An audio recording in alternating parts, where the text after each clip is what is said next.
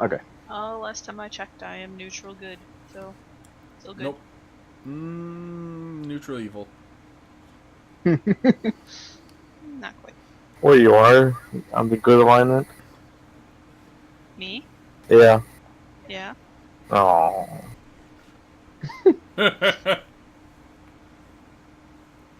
Not twins. Nope.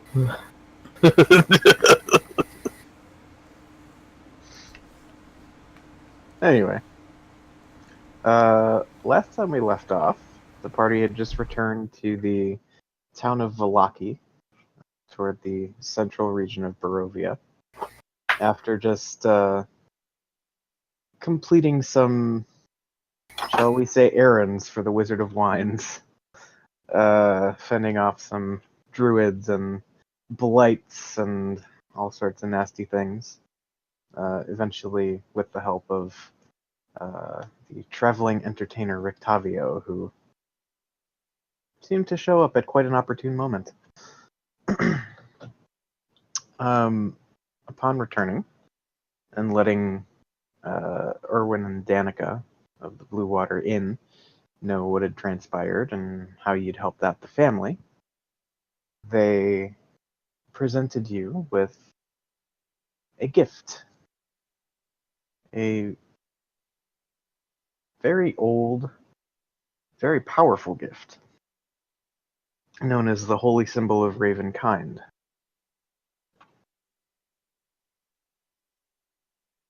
It is now yours to decide what to do with. And that's where we're going to pick it up.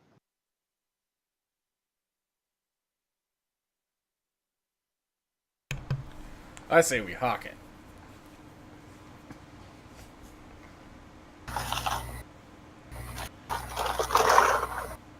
Now God just falls on the floor, bursting out into fits of laughter and gibberish nonsense.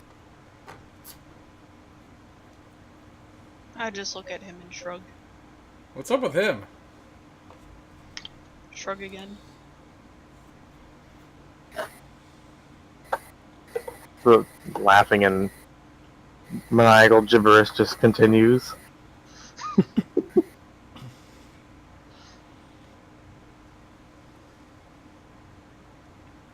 Well, we need to make sure we get a decent price for it.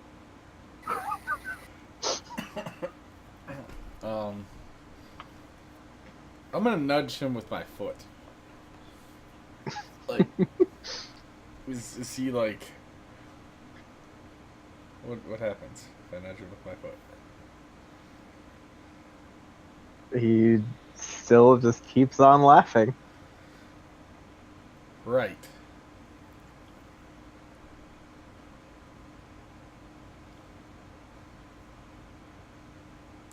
Just this riotous, obnoxious laughter ringing out from, well, right about at your foot, as he just rolls around, seemingly unable to control himself.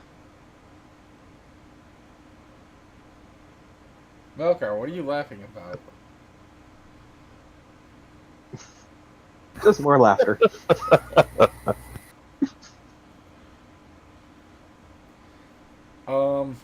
I look at Danica. I think we broke him. Do you know anybody that can fix him?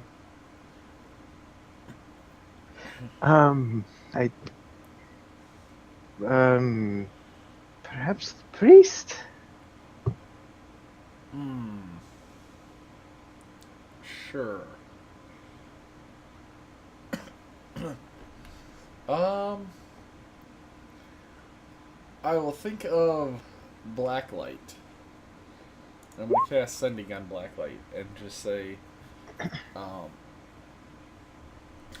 we are in the Blue Water Inn. Malkar is acting weird. Might need divine help. And that's it. Okay. You do not get a response.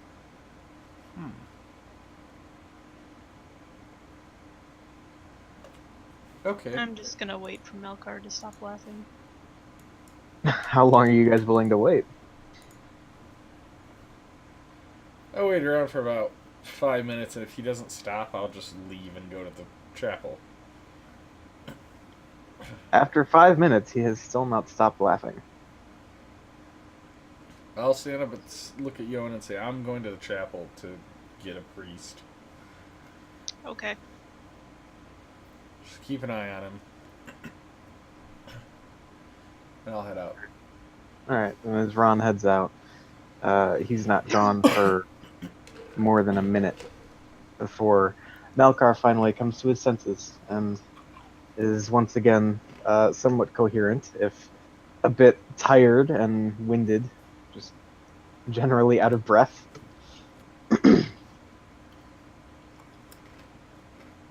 I kind of sit up and dust myself off and like, what the hell am I doing on the floor? Do you say that, or do you just look like that? Why did I say that? You were laughing. Well, then that we arrive back in town, and the next it just goes blank, and I'm on the floor. Yeah, you were just laughing continuously, uncontrollably. That happened before. Not to my knowledge.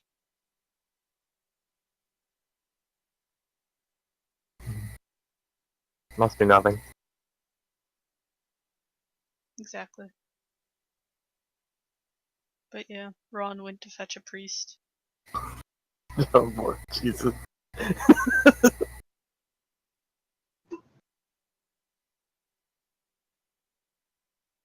I guess we should go after him. Okay.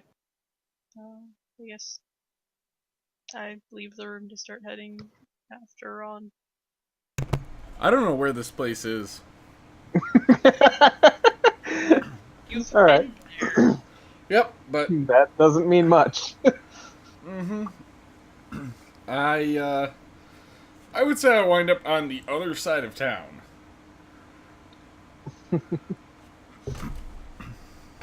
Well, we end up at the temple.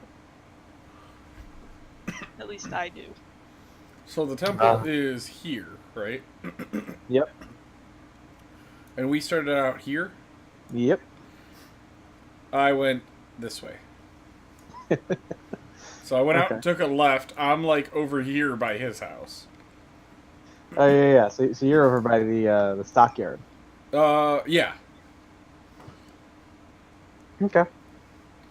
And I'm trying to figure out what the hell happened. Yeah, you can't for the life of you remember. Like, you could have sworn it was like right up here, on the right, but the only building of note you're seeing is just like the kind of main facility of the stockyard. I will go. There was a pretty big tree in the stockyard, right? There are some around, not necessarily in the stockyard. Oh. I'll just find a nice sturdy tree, lean up against it, and have a smoke, and see if maybe it might come to me. Okay.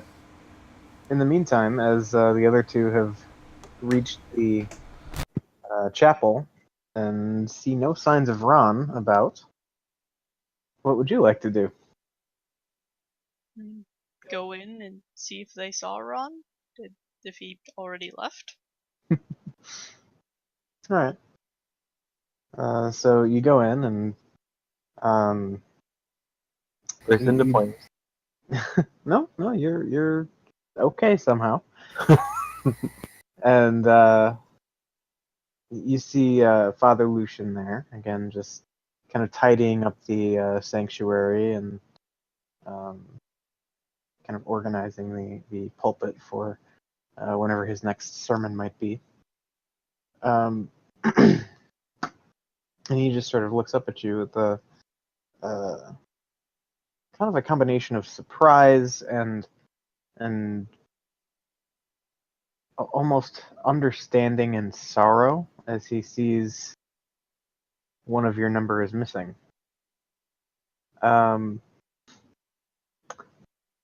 How would you like to proceed? Hi, has Ron been by here? Oh, you mean he's not gone? Yeah, he's not gone. He was just on his way here.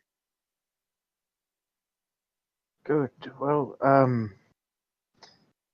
can't say I've seen him, but I shall keep an eye out for him. Thank you. And just, yeah, send him back to the inn if you see him. Of course. May the Morning Lord keep you. And you. All right. Can I roll something to see if I would figure out that I know Ron well enough where he would probably end up being himself? Let's call that an insight check. Yeah, his dumbass probably got lost. Do I know where he would have gotten lost at? Somewhere in the city. Yeah, that part's kind of tough to glean, but he probably just took a wrong turn somewhere. I shrug and look at Malkar. Well, Ron's probably lost.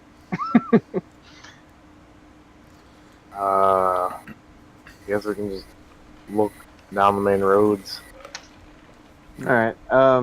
Just to kind of see how quickly this all transpires.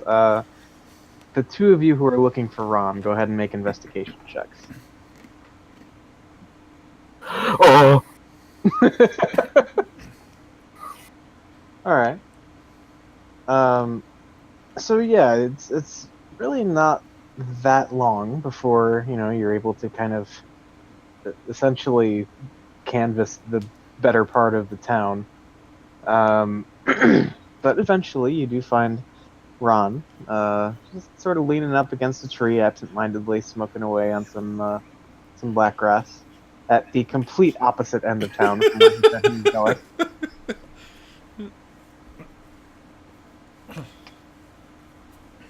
I just look at Ron. It's like, were you going to fetch a priest? Yeah, but they, for whatever reason, they moved the chapel.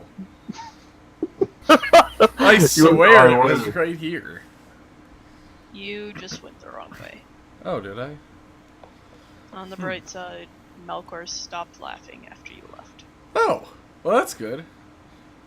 Wait, Malkar, were It's you nice laughing to at me? know that What? he would have died if it was all left to you. Well, I can't help it. I'm not that good with directions. And Melkar, were you laughing at me? I don't even remember doing it. That must have been a really funny joke.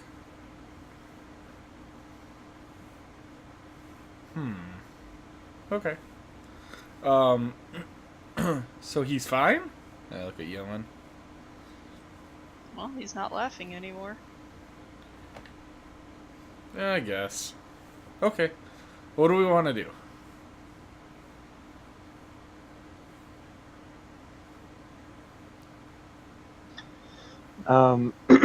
While we're at it, I'd like everybody to go ahead and make a perception check. Fuck. 9/11, never forget. Oh, by the way, Eric, for some reason, Roll20 keeps changing my passive perception to 10. Yeah, I think that's a thing that happened to a couple other people last night too. Just uncheck your proficiency in perception and recheck it. Yeah, I fixed it yesterday. I just need to fix this one too. Yeah, you reminded me, and I just noticed I haven't done this one as well. Yeah, mine's fucked up too. Hang on, let me, There we go, I'm back down to 9. Can't have you walking around with that full 10. Yep. Alright. So, Yoan, as you've kind of traversed the better part of the town now, you've noticed a conspicuous absence of guards.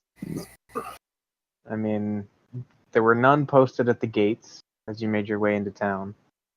You didn't see any patrolling really the largest road that runs all the way through the city, or town, I should say. Yeah. Hey, Malkar. Yes? Have you seen any guards recently? No. Oh, that's right. Neither have I was gonna stop a guard and ask him where the chapel was, but I couldn't find one either. So I figured I'd stop and have a smoke, and maybe I'd find my way. Well, it's hard to find your way when you don't move. Wasn't there some kind of, like, a riot or something?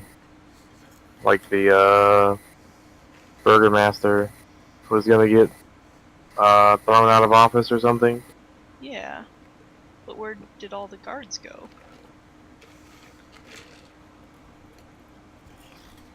Wherever that guy's house is, I don't know. Wait, you would figure that someone would be watching.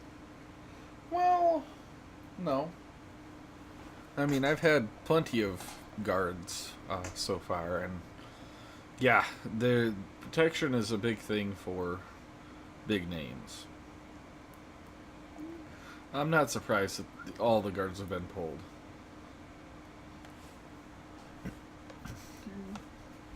Well, do you want to take a trip over to that guy's house? Maybe we should swap this for some useful stuff first. Or that. Whatever. I'll hold up the ring or point at whoever's got the ring. Well, is there a place that sells useful stuff here? Rictavio. The ring. Are you talking about the holy symbol? I thought it was a ring. No. Not a ring. No. Well, yeah, the holy symbol then. I just assume Ron constantly has no idea what he's talking about. I really don't. Like... I don't expect him to know the difference in between a ring and a pendant and... Well, the thing that I was not given. The thing that somebody else was given, so I have no idea what it actually is. You saw it. I know, but I don't remember seeing it.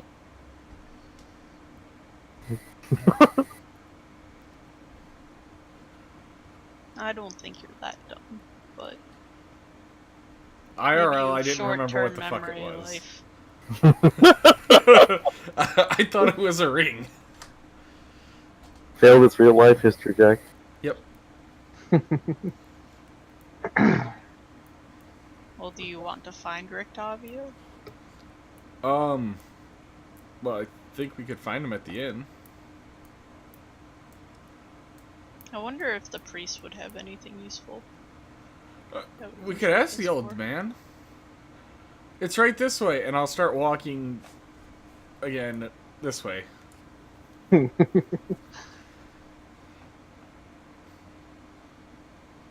Ron, What?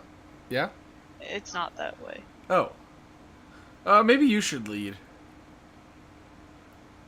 I lead. And I take this path to make Ron feel better.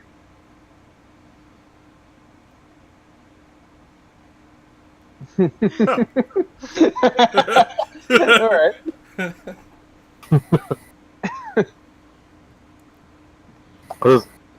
Oh yeah, I'll go too, I guess. Look over at Yoan as we get to about here, and I say, see, I thought we had to go this way. And then I turn. Yep. Is there anything different in Town Square? Or no, sorry, that's not Town Square. Yeah, That's that's the town the square. stockyard. Oh. And that was the mayor's house, wasn't it? Or the burgomaster? Nope, that was the main office portion of the stockyard. Where was the burgomaster's? Burgo? Maestros. Oh, okay. Where is it? There. Okay. We rested after all that battling, right? We did. Okay. I've since blown both of my highest level spells. When we get about here, can I say, hey, Yoan, can we go by the Burgomaster's house? Sure, it's on the way. Okay. Ish. So yeah. So, through town square then? Okay, fine. Go through here. That way. Okay. Okay. Anything different in town square? So as you're passing through the town square, you see a tipped over kind of wicker made sphere that you gather is probably the what's supposed to have been the blazing sun of the Festival of the Blazing Sun. It is still quite damp from the rain. It's been tipped over and subsequently partially trampled. Looking around the rest of the square, you still see a number of people kind of milling about, poking through the sort of wreckage from the obvious riot that must have transpired here. And in one corner, you see a horse tied to a post with the mangled remains of some poor individual still tied to the back of the horse. as if the person was tied to the horse and then dragged through the cobblestone streets of Vallaki. That time my guy was laughing. Sorry for the interruption, though.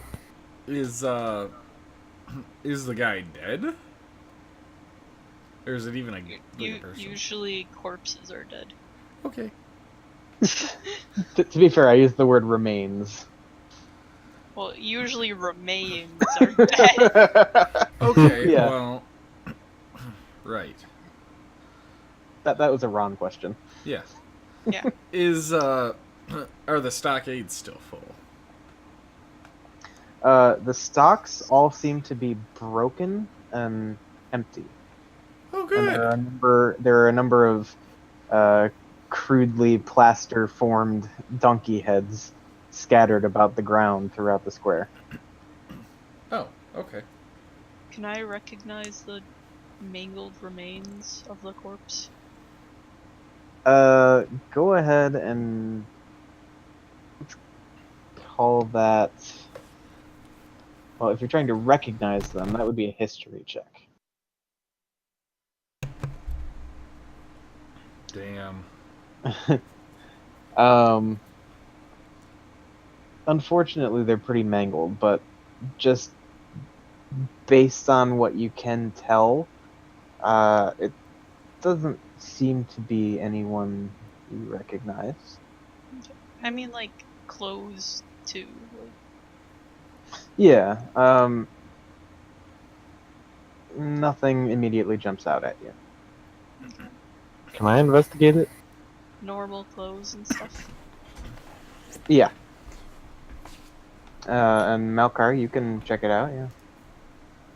I want to look for, like, if there's any, like, writing or runes. Like, anything that's not in common. Okay.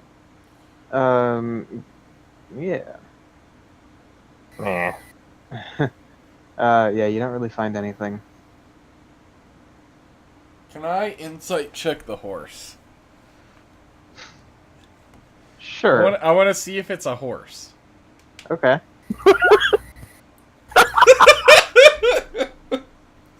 You don't know. Alright, I will walk up to the horse and look it straight in the eye and say, "Are you a horse?" It just kind of snorts like. Hey, Yoan, you can talk to animals. Is this a real horse?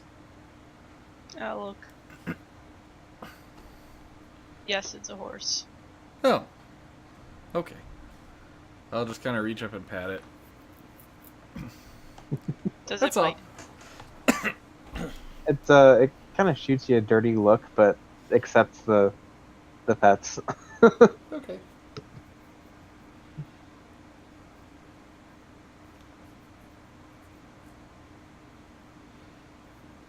That's all I'm doing. Okay. I just stand there contemplating how my life got here, where I'm with a person that doesn't know a horse is a horse. In my defense, there are raven that are people. But are Was they it people also that are ravens? That too, and then there's wolves. We found out, so I don't know what's what in this city, but I'm trying to make heads and tails of it. It's a werehorse. Yeah. See, I was making sure it wasn't.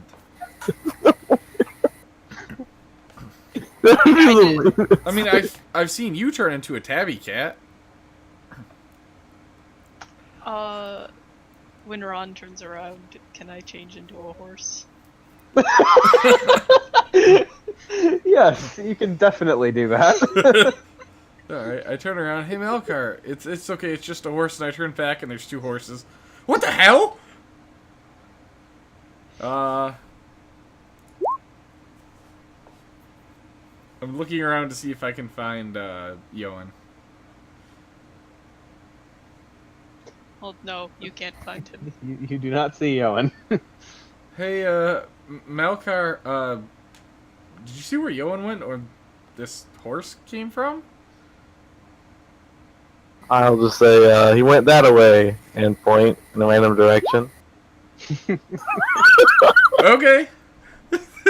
I literally can't roll that high. So, okay. Roll for a nat 20. Is it an insight? Yes. Okay. Not quite. I will start walking in that general direction that he pointed. Okay, so you strike off heading straight north out of the town square. Yep, that works. This direction. Pretty much. Walking through people's backyards. Yeah, He's doing that thing like, if you're playing a console game and you just kind of hold the stick forward. Mm-hmm. Like, kind of dragging across some of the walls, bumping into people. Mm-hmm. But, yeah. So off Ron goes. Yep.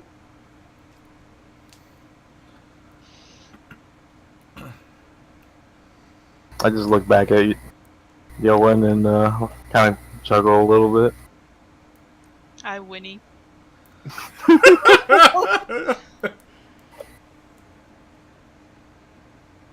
And I start walking to the Burgermeister's house. I'll follow the horse. So I will say I get to this part of the road, and I realize, man, it's kind of hard work walking through people's backyards and stuff. So I'm just gonna start following this way to the road, and then I'll turn north on this road and follow Okay. All right. You find yourself at a stable, and you see actually a couple more horses, kind of out to pasture right now. it.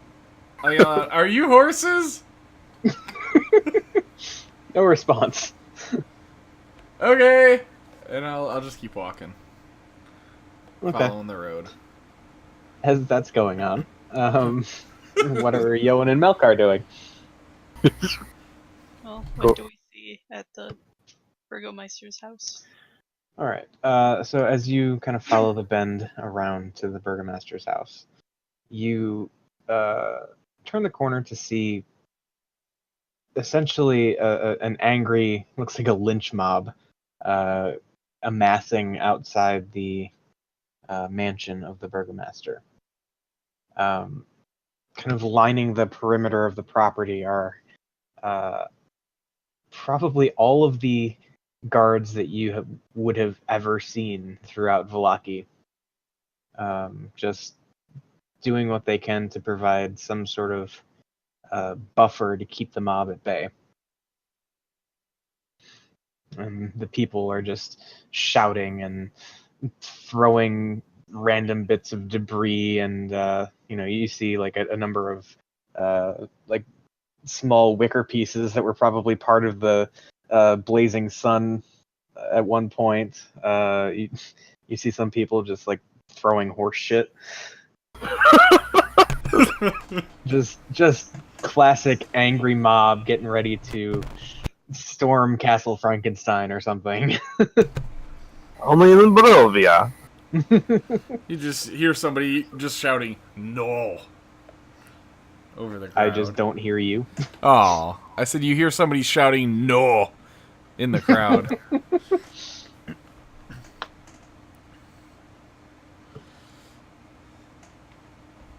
Is there like a pathway at all to try and get into the house?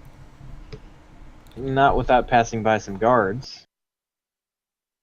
That's fine. Okay, so what's the plan? Just stroll up? Yeah, if they stop and ask, we'll say we're back from a taking care of something for the Burgermeister. Completely oblivious of the angry mob behind him. I don't give a shit. It's their problems, not mine. Alright, so you are stopped at the perimeter, kind of along the fence line of the property, and one of the guards insists on going in and essentially verifying your story with the Burgomaster, given that you can't just go letting people in the front door when there's an angry mob out front.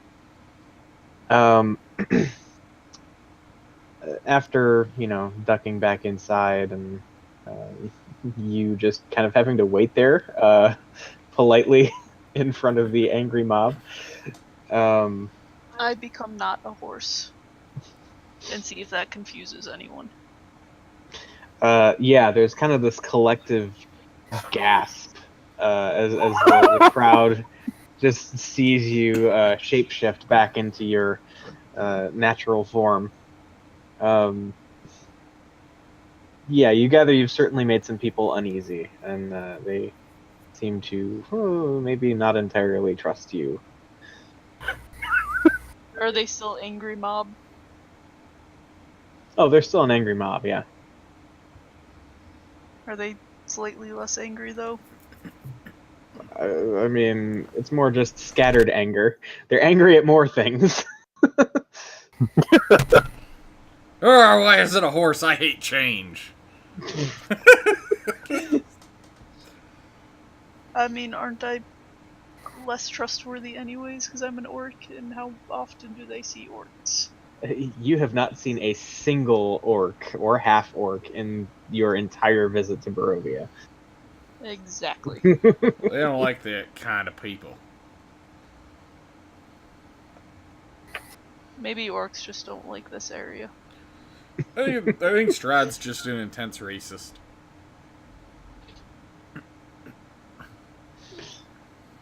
So anyway, as you've incited even more anger in the lynch mob out front, the guard returns and kind of whispers something in the ear of a couple of the other guards that are protecting the front portion of the house.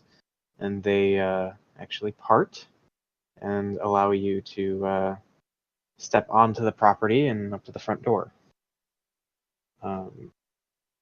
As you're led inside, the guard swings the door open for you and promptly closes it as soon as you've cleared the threshold. Waiting inside, you immediately see the Burgomaster of Vallaki, as well as his two pet mastiffs, as always, directly at either side of him. Just sort of sitting and, waiting for... Mastiffs. Yeah, being mastiffs. Yeah, being really fucking big dogs. I want a mastiff. Yeah. So as you kind of walk in and the door closes behind you, he just says, "What news do you have?" Well, there's wine now.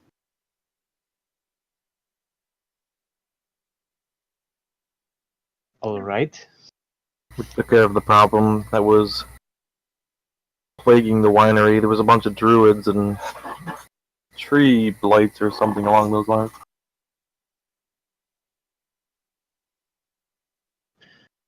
Well, I suppose this is a good thing, but what am I to do about this now? What's going on? Why are there a bunch of people out there rioting? The traitorous hag, Lady Vaktar, has incited a riot. You want me to kill them? I'll kill them. All of them.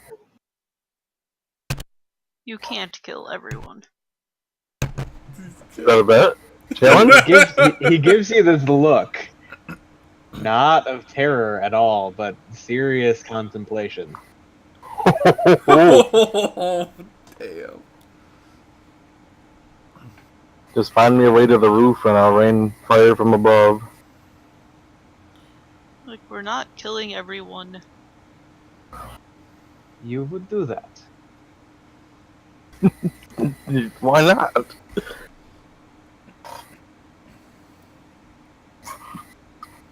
This wicked grin sort of curls across his face. Oh, God.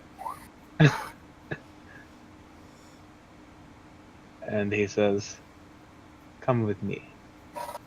At this point, can I stab a Burgomeister with my spear? This shit got intense, and I am fucking nowhere to be found. All right. Yeah. Let's get some set up, shall we?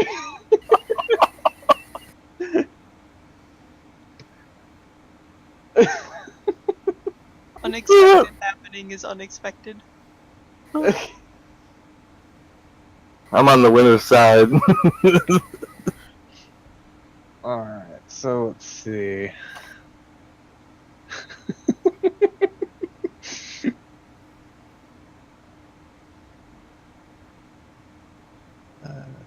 Get you guys on the map. So So before this gets too intense, all I'm doing is, after wandering around, I'm gonna end up winding up back at the tavern and just go in and sit with Rictavio. okay. Cool. So that's a thing. I feel like you should hear the mob from the inn.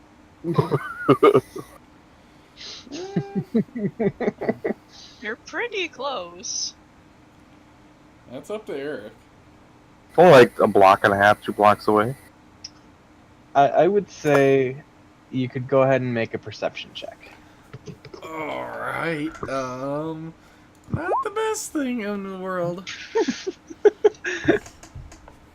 I feel like that's good enough to hear. Yeah, you do hear this kind of dull roar of what sounds like a crowd of people from down the road. You can't tell that it's an angry mob per se, but you can tell that there are a lot of people congregated in one place. I guess I'll go there. Okay. I'll head out and follow the noise. Okay. Go ahead and clear this out. I would say I'm gonna end up getting lost again. I rolled with advantage to see because I could hear a noise, and I end up getting lost. So you get distracted by something along the way. Yep. Wind up back over at the stockyard. Yep. All right. So Yoan, go ahead and roll an attack. I did. So you did. see what we've got here. As you lash out with your spear, Baron Vargas Velakovich dodges off to one side, promptly reaching down for the rapier at his side and drawing it, squaring up, And then initiative, and then initiative. because I had a surprise attack. Wahaha.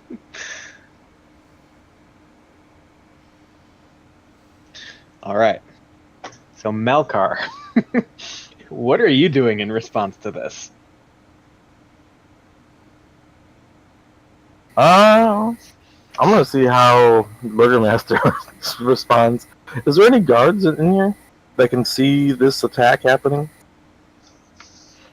You do not see any guards about at this particular point, but probably wouldn't be unwise to suspect there might be some about. Are the Mastiffs like right here next to the Burgermaster still, or was that in like another room? No, they're still flanking him. So what you see? Can you see what's going on the map? Not this moment. Oh, there it is. I just scroll down.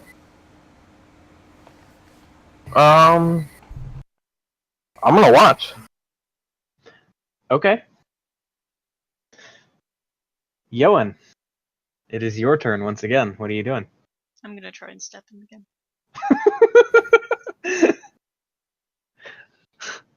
I want to hold my action, if that's okay. Oh, okay. What are you holding for? See how the Burgermaster responds. Okay. Let's see here. So, as Yoan lashes out with the spear, he impales the Burgomaster right through the chest. And he just begins like gurgling and like spitting up blood. He is starting to slump already. He begins to kind of fall and go limp He's a on bitch. on the edge of the spear, and yeah, you see him. You see the light, or well, the hate fade from his eyes, and nothingness. Anything else you'd like to do with your turn? Jesus. Yoan the Cruel. No. Okay. So, seeing what you've done to their master, the Mastiffs jump into action. Do they seem aggressive to me at all? The Mastiffs, go ahead and make an insight check.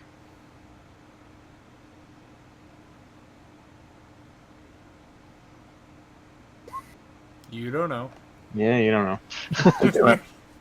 Okay, so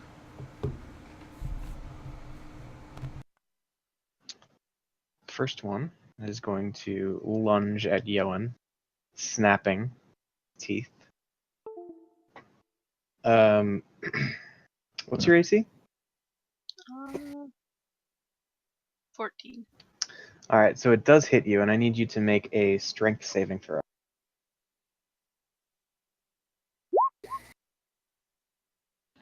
Okay, so you do manage to kind of push it off you before it's able to knock you over, but it does sink its teeth into you.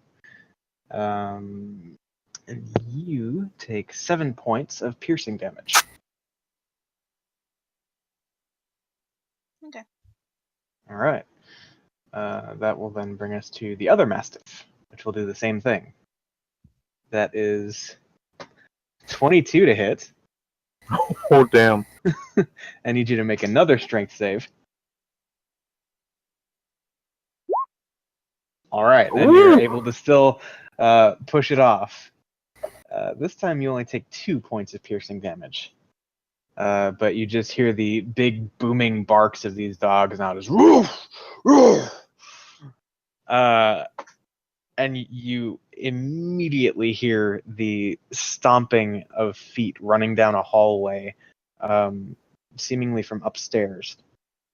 The clinking of armor and buckles and things all kind of clanging together, as it would sound like you're about to have company. Is there a window in this room Um, that faces the street? it would appear not. Why didn't you put a window in this room? Talk to wizards. Okay. So, that brings us back around to Malkar. Was this the beginning of the next turn, or is this my held action? You can use your held action before the round expires, I suppose. Do I have to use it to attack, or can I use it to move? You can use it to do whatever you want. I mean, you're supposed to like call what you do with it, but I mean, it's kind of whatever at this point. Where are the guards coming from? So you hear a good bit of noise coming from like the like upstairs, which would be up in that general direction. What you would remember? Wait, were you here for the first encounter or no? Were you? No. Okay, so you don't know what's going on up there. You just hear like thumping, probably along what would, from your perspective, be the ceiling, right around here. You gather that it's probably like a switchback kind of stair setup, so they're about to start descending the stairs to see what the disturbance might be. Alright, I want to cast invisibility at 3rd level. Okay. Would I be able to cast it on a dead body? Let's see. Interesting. If you...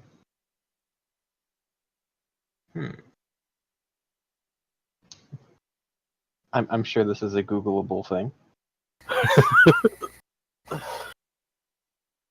Is a dead body still a creature?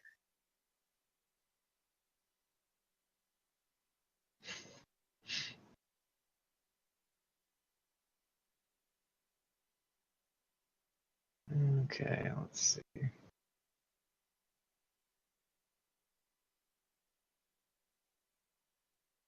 Okay, so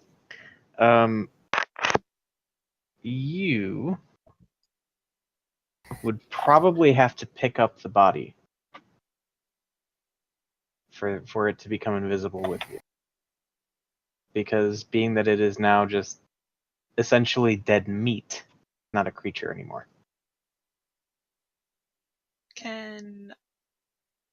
Why? If I have Yolan, or one of us got the body, can I make both of us invisible?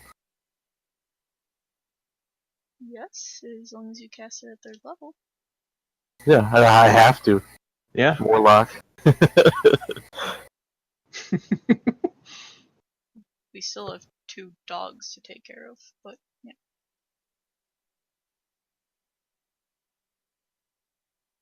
Okay, so how are we working this? Grab the body and make us both invisible. Yeah, I guess he tells me to grab the body. Probably. Alright, so yeah, we can play it like he tells you to grab the body and then hold his next action until you grab the body. He then casts invisibility on the both of you, which then in turn turns the body invisible. Is that reasonable for you? Yeah, that's fine. Okay. So then that's going to bring us back to the Mastiffs. Okay. When we turn invisible, can we start moving to leave? I guess out the way we came. Sure. Or movement. All right. So At least I'm going to. Put it that way. Yeah, that's the best course of action. okay. So yeah, Yoan picks up the body, at which point Malkar uses the held action to cast invisibility, turning both of you invisible. At this point, still in the midst of his turn, Yoan is going to then turn tail, start running. The Mastiff closest to you, I'm going to have him make a check to see if he can tell what the hell's going on. Just whoop, disappeared. And immediately you just see the Mastiff go from these big booming barks to like sniffing around, trying to find you. And just as you start to turn, you do see it kind of lock on to where you are, but not in time. So you are able to then break from the Mastiff without provoking an opportunity attack. Yay. Sweet. So you are going to then open the door and start running? Yep. Okay. 1, 2. Okay. So essentially you the door swings open. No one can see what opened it, but the door swings open, and if you're running at full speed, it might be audible. But there's just the sound of rustling clothing and dead weight as you begin to stomp your way down the front steps and toward the street that runs in front of the Burgomaster's mansion. Melkar, at this point, you are not yet able to move because you had to hold your action and all that good. Okay. So that brings us then to the Mastiff's turns. So the one closest to you, have him make one more check.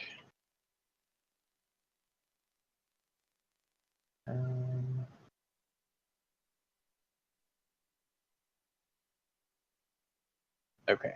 So again, just and it kind of looks over in your direction and lashes out, trying to snap at whatever is in your space, meaning you. With disadvantage? With Question mark? disadvantage. Yeah, with disadvantage because you're Sweet. invisible. So that's only a 7 to hit.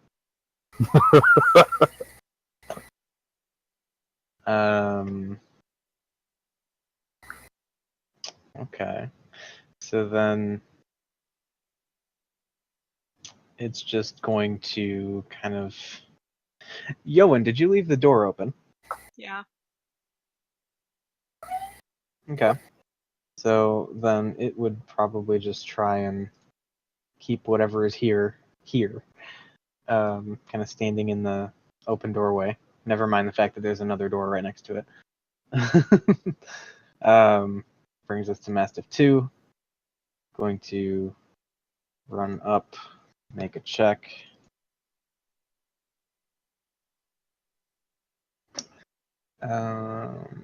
With extreme disadvantage, because it saw the other one miss. Still sniffing around, but this one can't quite seem to get a beat on you. And so it's not able to attack something because it doesn't realize that anything is there. I You can't see hear the... anything, by the way. Oh, I said I can't see anything. Like, at all. It's just black. that's probably because your mini's not on the map. Ah. You're not there, so you don't get to see it. Good for recording, though. Oh yeah, great for recording. Let's see. Well, this is going to be done in a second, probably. Okay. Okay. So, you then hear the stomping upstairs continue, and you see the hulking form of Ezek Strozny come barreling down the steps, seeing an open door, 2 mastiffs trained on nothing, and the angry mob outside. hesitates for just a moment, trying to make some sense of what he sees in front of him. And he is now going to be joining the initiative order, which we will account for next round. All right, Malkar, what are you doing? Can I get past these dogs at all? So there is a door directly. Wait, past them? Like, do you want to go into the house? Oh no, I want to go wherever that leads outside. Is Okay. it behind me? Yeah, Downwards? directly to your right, there is one of the two double doors that open toward the street. Right there? Yeah, like kind of the small white sections of the wall, those are doors. So you'd like to head out that way? Is the door still... Is that the one that's open? Let me... I probably need to tweak something in your play real quick. That would explain it. So then I can just grab this, maybe if it lets me. There we go. And just pop that out of there. Oh, sweet. Yeah. So, gonna make a couple more checks, see if the Mastiffs can locate you as you begin to turn tail and run. Nah, I want to sneak out the door. I'll go at like half speed if I have to. Okay. So yeah, you kind of ease the door closest to you open, and as you do so, one of the Mastiffs is still just kind of blindly sniffing around, trying to make some sense of what's going on. But the second one that didn't even realize you were there before suddenly just snaps his head in your direction and lunges. And that is another 7 to hit. Oh. All right, so it misses, and so you are able to then head out if you so choose. Yeah. Okay. So here's where we get to some creative problem solving, because effectively then what you'd be looking at is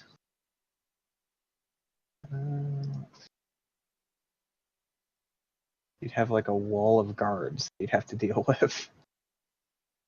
Pretty much like here, here, here, here kind of thing.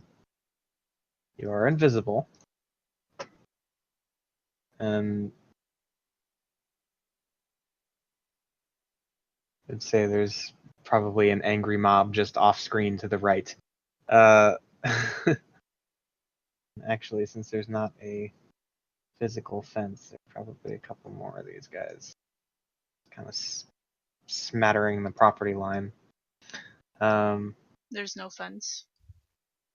Yeah, looking at it, there's apparently not a fence on the map, so we're going to say there's no fence.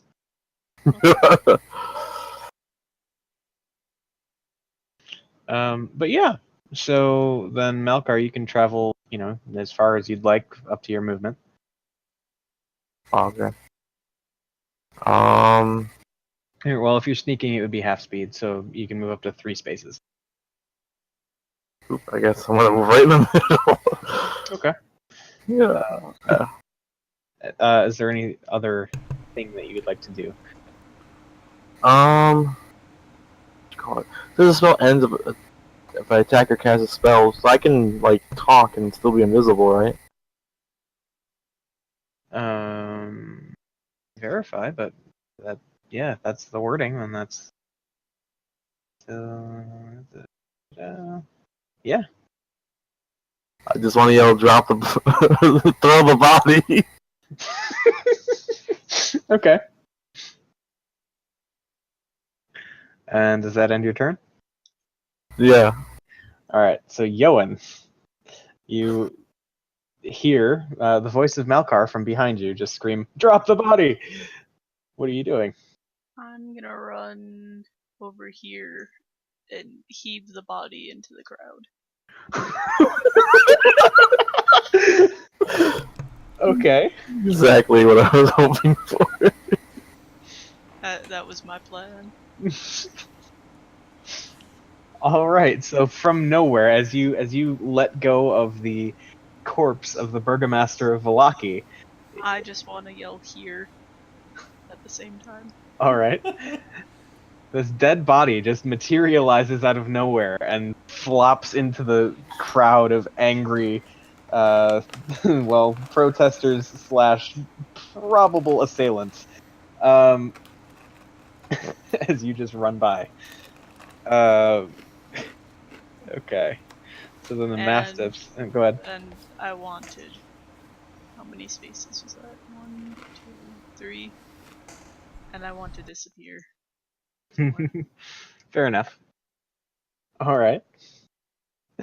So then the mastiffs are gonna just come running out, and let's get a As couple. my bonus action, can I get some herbs and spices out of my pouch that will disguise my scent? Ah, yes, you can. Okay.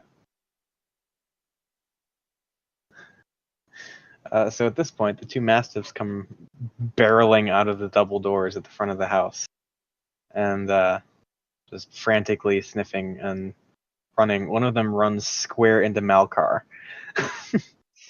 and then proceeds to make an attack. It's a 13 to hit. Oh no! Yeah. Damn it. All right. I need you to make a strength save. Oh, that's gonna be lovely.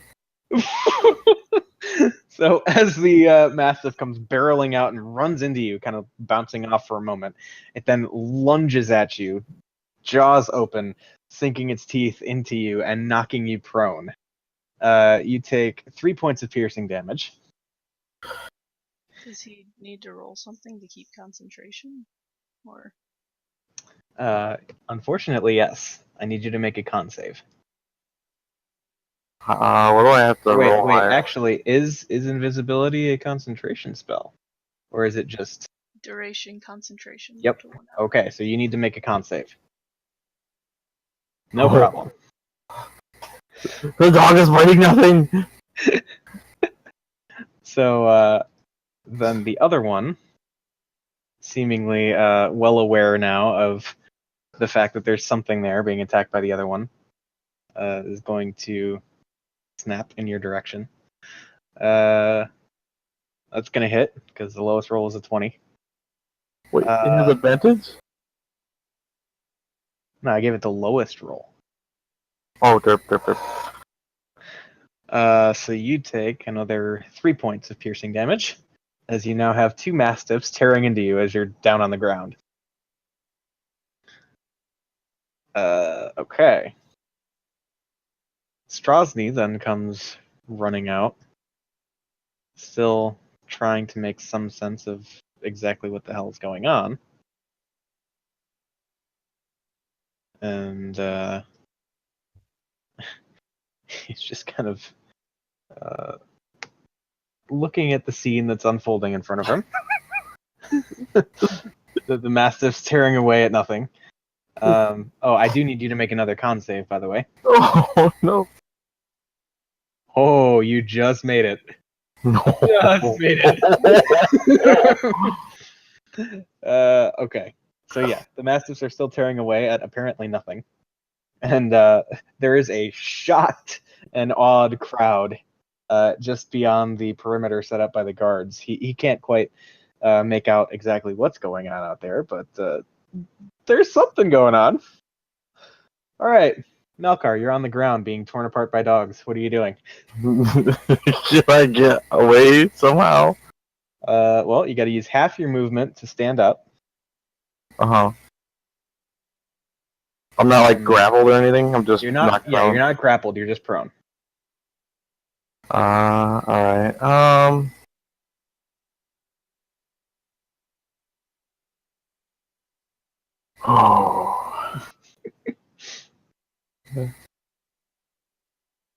Yeah, I'll get up and so I'll take the 15 to get up, and then I'll use the 15 to run just away if I can. Am I able to go south since there's no fence? Yeah, I mean, you'd probably run into guards at some point along that path, but yeah, you can head that way. Oh. Am I able to squeeze through there? I mean, I did. Okay. There's a 15, and then I would want to dash and just. Okay. Yeah, and being able to put that much distance between yourself and the crowd of enemies, I'll say you're able to kind of beat a hasty retreat here, and leave that scene unfolding however it may. I'm going back to the inn. All right.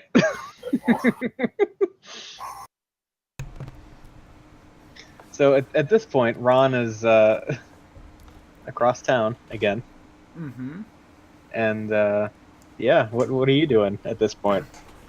Well, I wind up over here somewhere.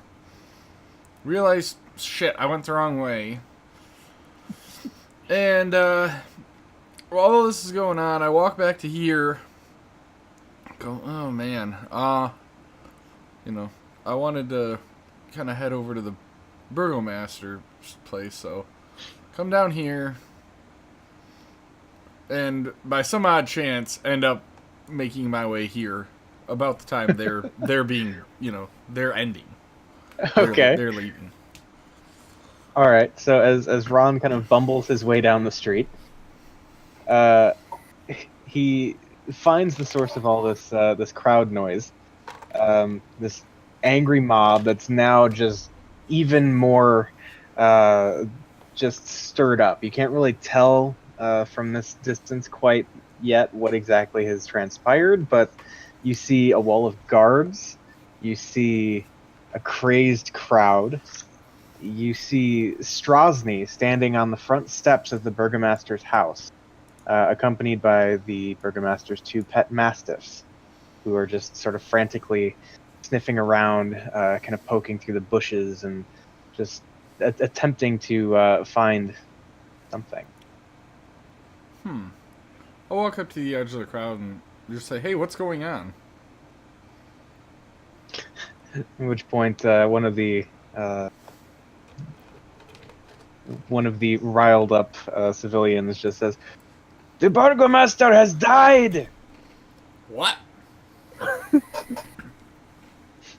He turns around and kind of like drags the limp, dangling corpse out of the mob and just shows you, holding in his hands, the corpse of Baron Vargas Vallaki, eyes just open, tongue sort of lolling out of a mouth that just sits agape. Who did this? Large wound in his chest. He just says, I don't know, it just appeared here. Right. Well, anything in his pockets? Not anymore. Good crowd. Alright, well, this is gonna hurt our concert plans. Well, you spread the news. There's gonna be a concert at some point in this city. By the way, can you point me back to the Blue Water Inn? He looked at you kind of confused. That way. Alright, thank you. And I will just wander off and head back to the inn. Alright. And I would say with as close as a proximity as it is, and there only being one direction. Yeah, that's fair. So, I will wander back to the inn. So, yeah, at this point, I'd say the other two probably beat you back there, given the haste with which they were moving. So, as I was running and like laughing at the top of my lungs the whole way. you did both go back to the inn, right? I think only one of you actually. Yeah. Okay. So yes. At which point, before we entered the inn, I tell him to drop the invisibility. Am I able to just drop it off of her and stay invisible myself? Nope. Oh. Okay. You could just tell Yoan to punch you, and then Yoan would lose it. But then I'd have to do a concentration check. You have any cantrips you can cast? Sure. I cast, I don't know, mold earth, Okay. and I move some dirt that's on the cobblestones to a dirt spot. Okay. So as you brush the dirt off to one side, you just kind of fizzle back into existence, or at least visible existence. And here you are in front of the blue water. Okay. Yeah, I guess I go in. I'll go in after. Okay. I want to shadow Yoan and just like fuck with other people potentially. All right. So Yoan, what do you do as you? I walk up and ask if they saw Ron yet. This whole episode has been me just searching for me. Yeah, the couple of people that you managed to inquire with. Yeah, no, it's they haven't seen him since you guys left. I don't think, right? Did you actually make it back, or no? I got lost, and then wandered off, and then I ended up wandering back in, just saying hi to Octavio, and then I wandered back out to try to. Okay. So I did. Okay. I did stop in. All right. So let's see if anybody here actually noticed. Yeah, Danica noticed. He was here for like 5 minutes. He has a terrible sense of direction.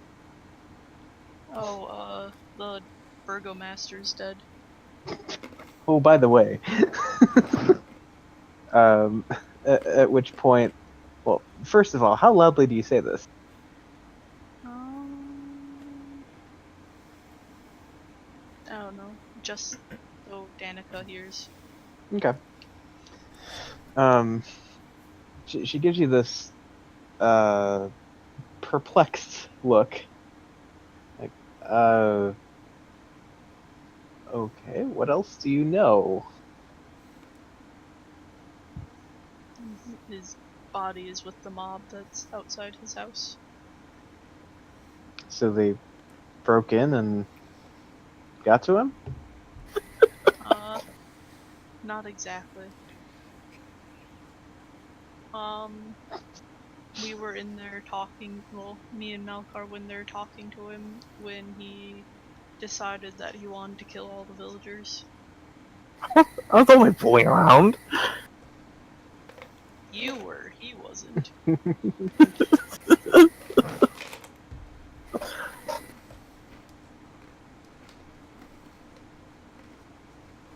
And so I stopped him. Her eyebrows just kind of go up. She just looks at you. You stopped him.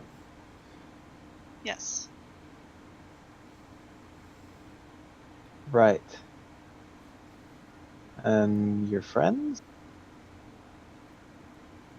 I don't know where Ron is. He got lost. He wasn't there. At this point, can I wander in? Sure. All right. So I just open the door and walk in and kind of just survey the scene and say, "Oh, Yoan. Did you lose Malkar?" No, I know where he is. Oh. Okay. Do you have a hat on?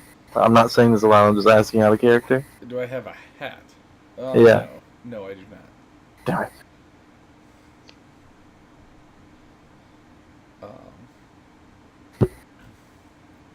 So I guess I'll just walk in and.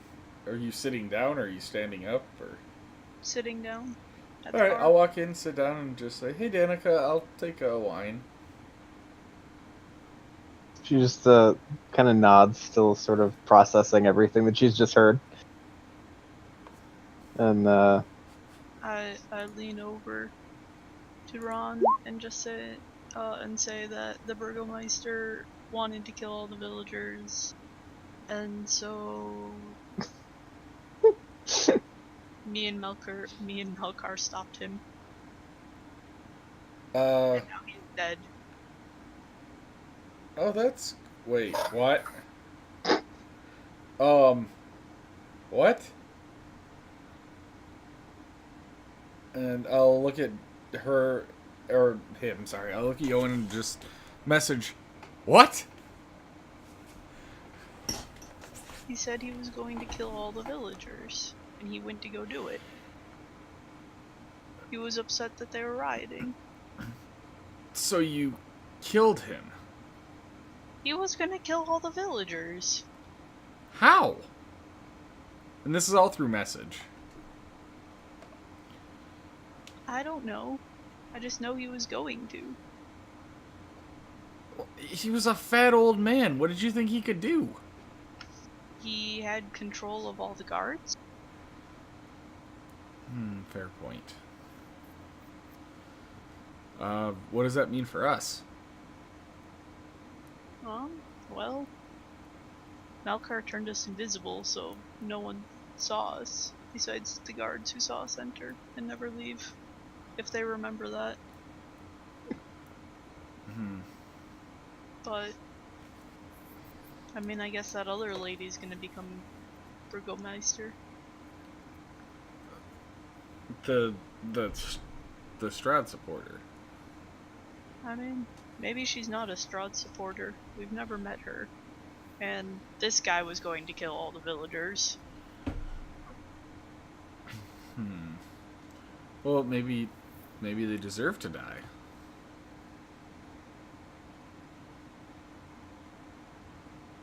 I just kind of look at him like, what?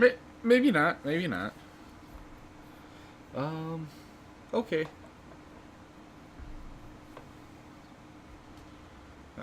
So where is Melkar? No, he's just hanging out being invisible. Oh. Is there anyone in this? We're in the bar, right? Like the inn? yeah, you're in the bar section of the inn. So, kind of the regulars. You know, you see the two wolf hunters off to one side. The two drunken assholes who seem to spend like every day here, already like plastered and slurring. Does And anyone have a then- hat on? Rictavia? Rictavio's actually not here at the moment. Oh.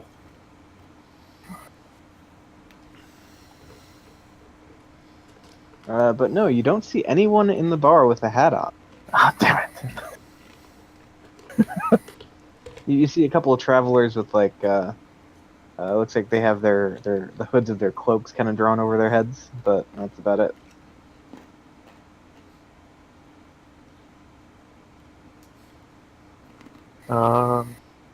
Is there any just eating utensils or cups on the tables in front of them? Yeah. I wanna just pick up random utensils or a cup or whatever, and I wanna with both hands and just kind of float them in the air and just be like, ooh. So who are you doing this to specifically? Surprise me! I don't care. Okay. Should do it to Ron.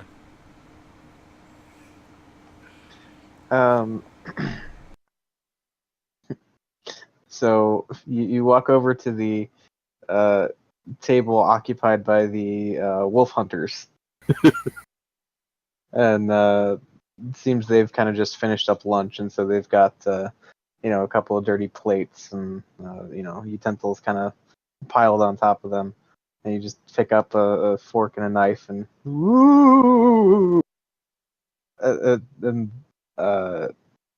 Yevgeny, one of the two hunters, just kind of like swats in the general direction of the floating silverware. Like, this is stupid. What kind of bullshit is this?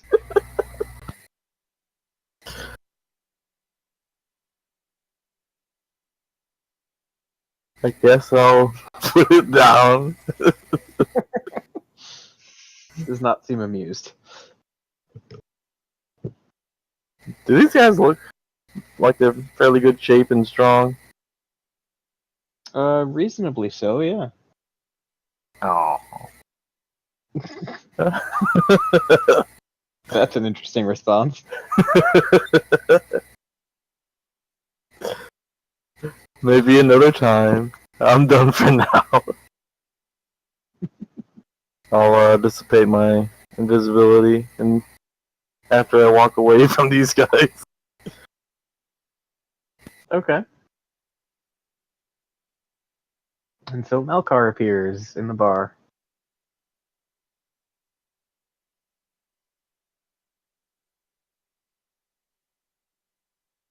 Okay.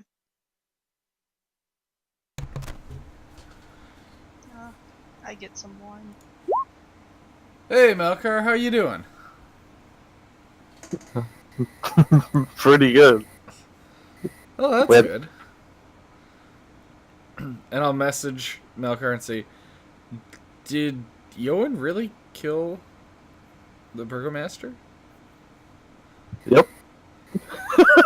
Did you help? I helped the escape. Oh, okay. I really hope they don't give us another ring or whatever the heck they gave us last time.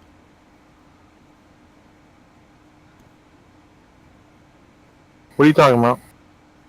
Oh, well, Danica gave us something last time for killing something big. I hope she doesn't give us another one of those whatever. Unless we can use it.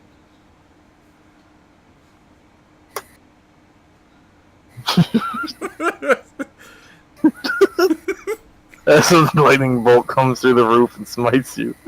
No, it's just merely Ron talking.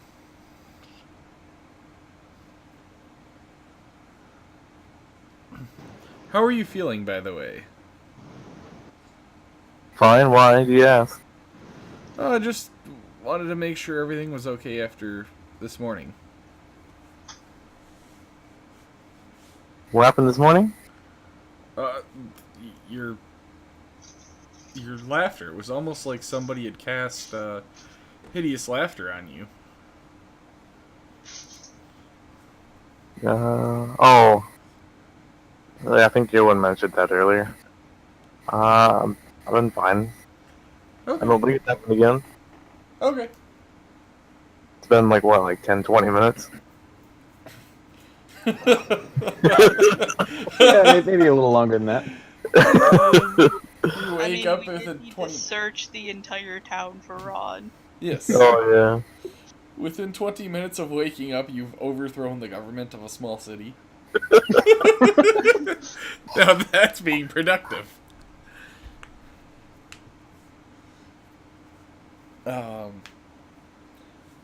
Okay. Yeah, that was all. I just wanted to make sure Melkar was okay. And I'll message Melkar one more time and just say, are we still planning on going to try to hawk that whatever it is? Do what? Are we planning on going to sell that the trinket that they gave us? Hang That was kind of what we started out doing. on to it for now. Okay. Well, what are we doing now?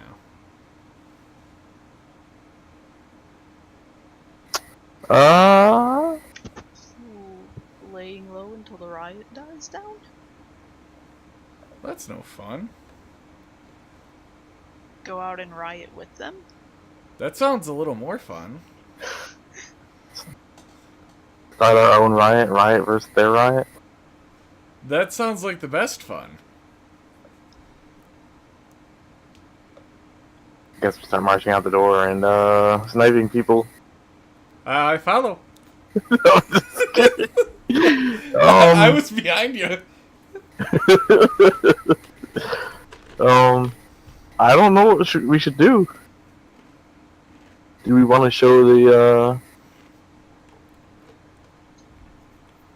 the symbol to that priest that we returned the bones to? The old guy. I mean, we could.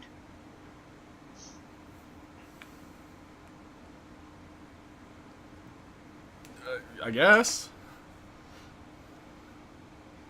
You guys lead. I seem to always not do so well. Okay, I lead. All right. I will follow. Be in the middle. Follow. Yeah, I'm bringing up the rear. Okay. So yeah, without any real issue, you make your way to the west side of town and right back to the chapel of Saint Andral. Once you're there, what are you doing? I guess looking for that priest we talked to before. See if he has any information on this. All right. Let's see here. So yeah, you make your way in and find Father Lucian kind of sitting in one of the pews. Looks as though he's kind of on a lunch break of sorts. Just eating some bread and drinking some kind of wine or something. But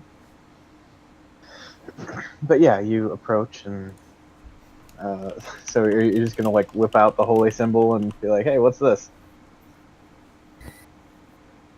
I'm gonna like slowly sit down next to him, and then I'll pull it out and just like show it to him, and ask him if he has any idea what it is. All right.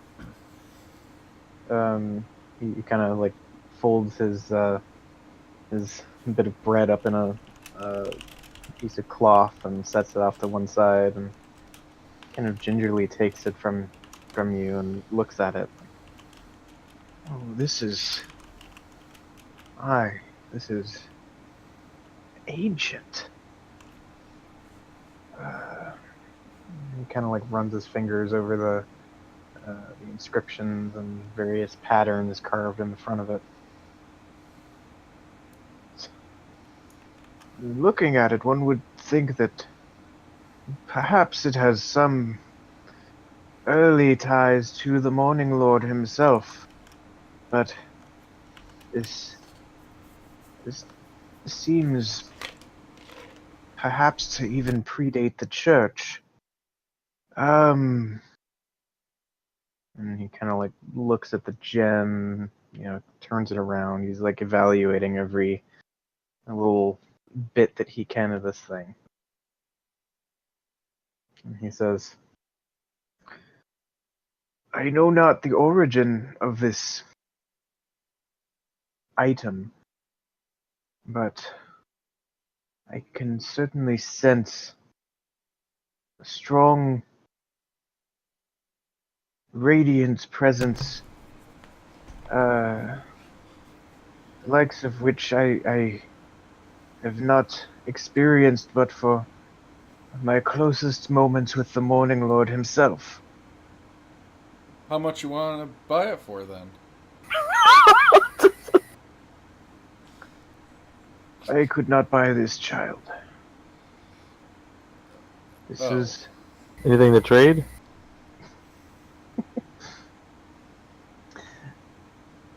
he kind kind of gives you this look like, really?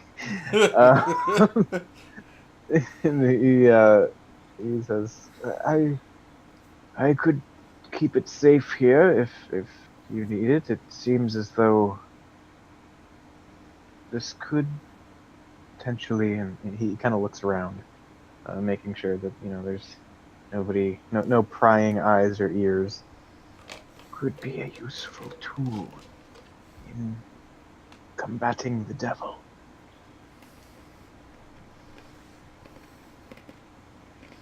I guess I'll hang on to it then. They come in handy someday.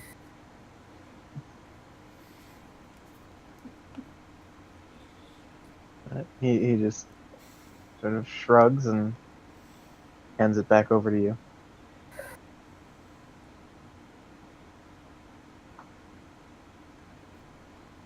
I want to just be the biggest asshole I can and just kind of hawk a loogie onto the gem on the front of this thing and then just kind of like spit shine it.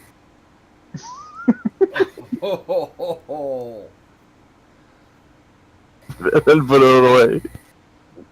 You see Father Lucian's mouth open like he's about to say something, but then he kind of thinks better of it.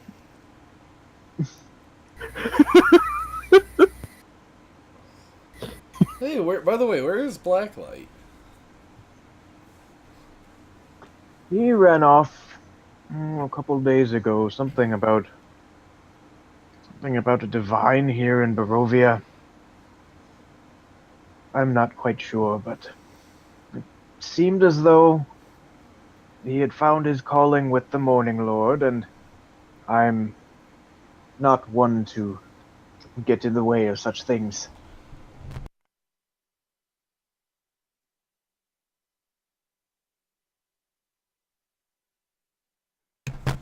Oh, okay. How old is this guy? Eyeballing it, you'd say he probably looks to be mid-70s. Does he look like he's frail because he's old? Maybe a bit.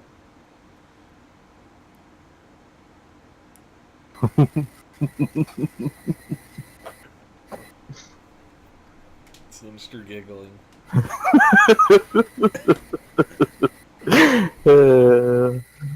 Just plotting.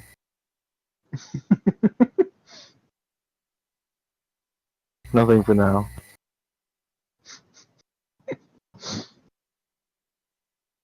Okay.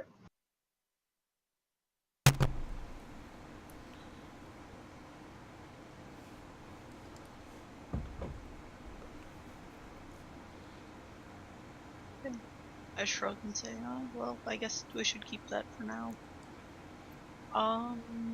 Do you know anywhere in town where I can buy a shield? He kind of ponders on that for a moment and says, they may have something at the stockyard. It's sort of hit and miss. Between you and me, the prices aren't exactly the best, but you do what you can with what you have.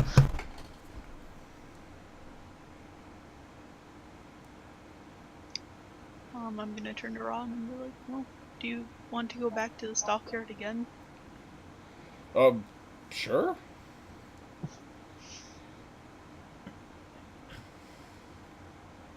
I have this, and I'll pull out the gemstone. What gemstone? I don't know. It's just a gemstone worth 50 gold.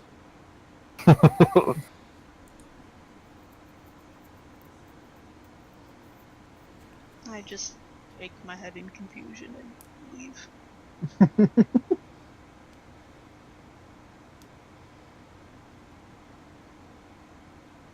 I'll follow along. As we're walking, I will reach in my pocket and pull out a flute and start playing a flute as we walk. Actually, before I go, I want to ask the priest again about the visions I had.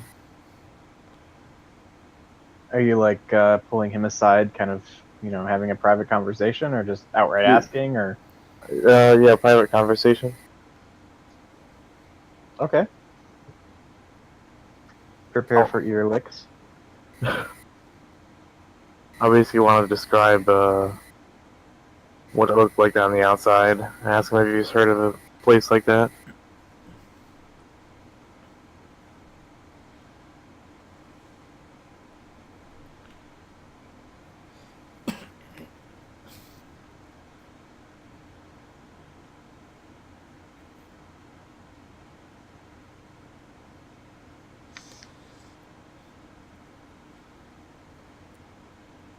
Lick, lick, lick, lick, lick, lick. It's just a bunch of slurping. I can make a slurping sound. It's like a dog licking your ear. Just.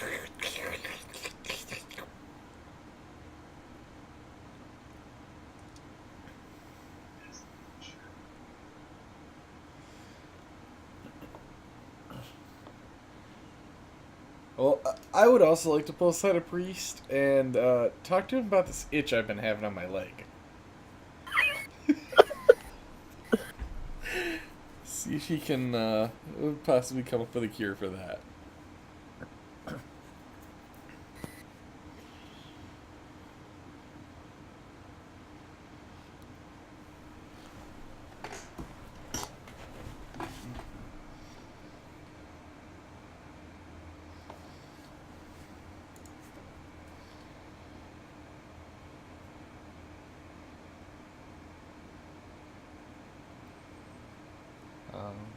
So, Yoan, about that wormwood box.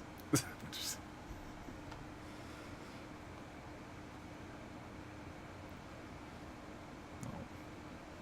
Are you two still there?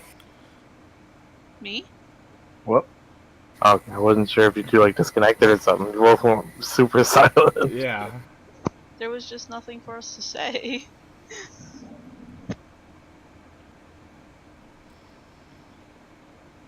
I do not just talk idly like Ron. Ron has to.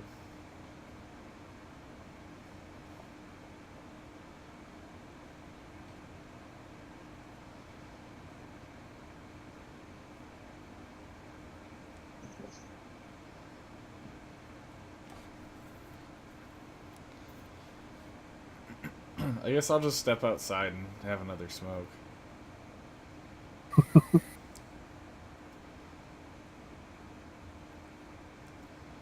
Some people just want to watch the world burn.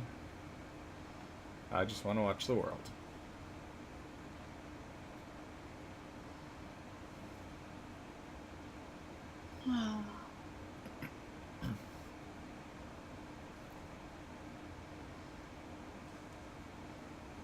Well, that's upsetting. What? I made a mistake. A long time ago. Allowing me to live? What? Allowing me to live? No, in my cross stitch. Oh.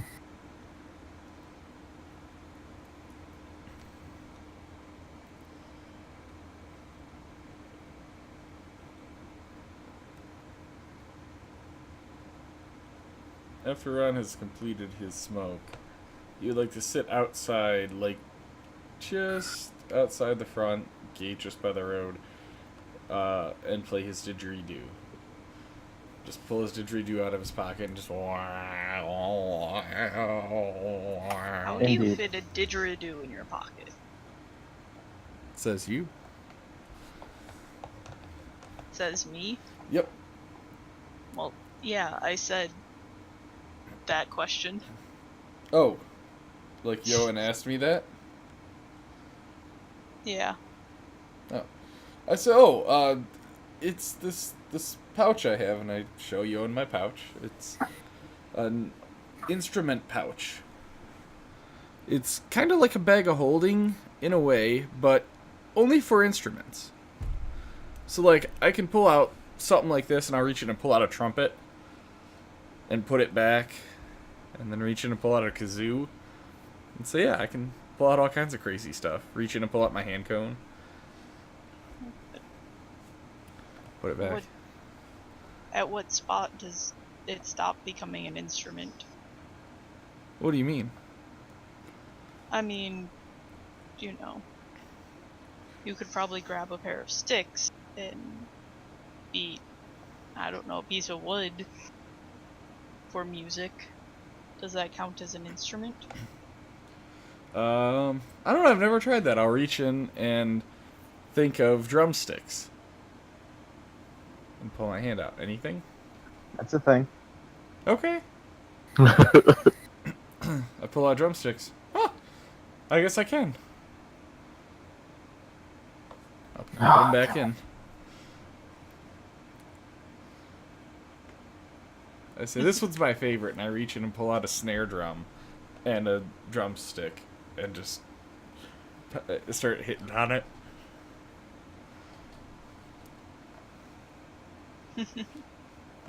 Put it back in. Say, yeah, I've had this for a while. I almost forget it's not a real common thing. Do you have a xylophone? I'll reach in the bag and think of a xylophone.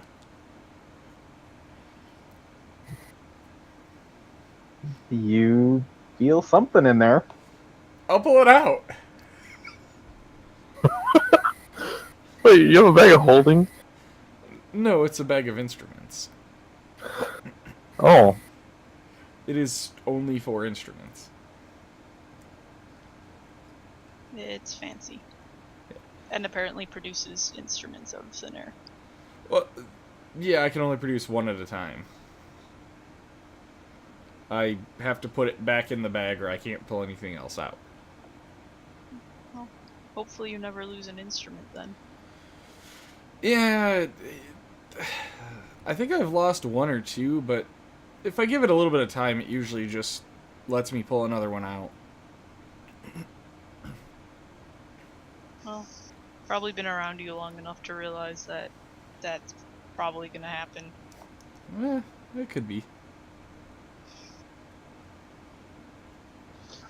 All right. So yeah, Malkar comes strolling out of the church. Ready? Yep. Onward. And yeah, I lead.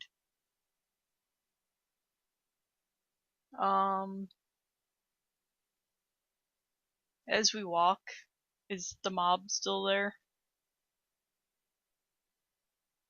So it would seem that it's about to. Well, it seems it's in the process of kind of dispersing.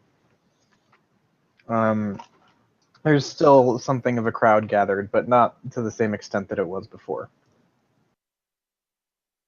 Okay. Is the body still there, strewn about the streets?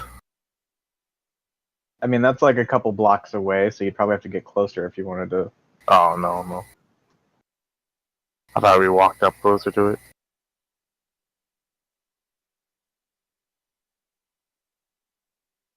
Following Yoan and Ron.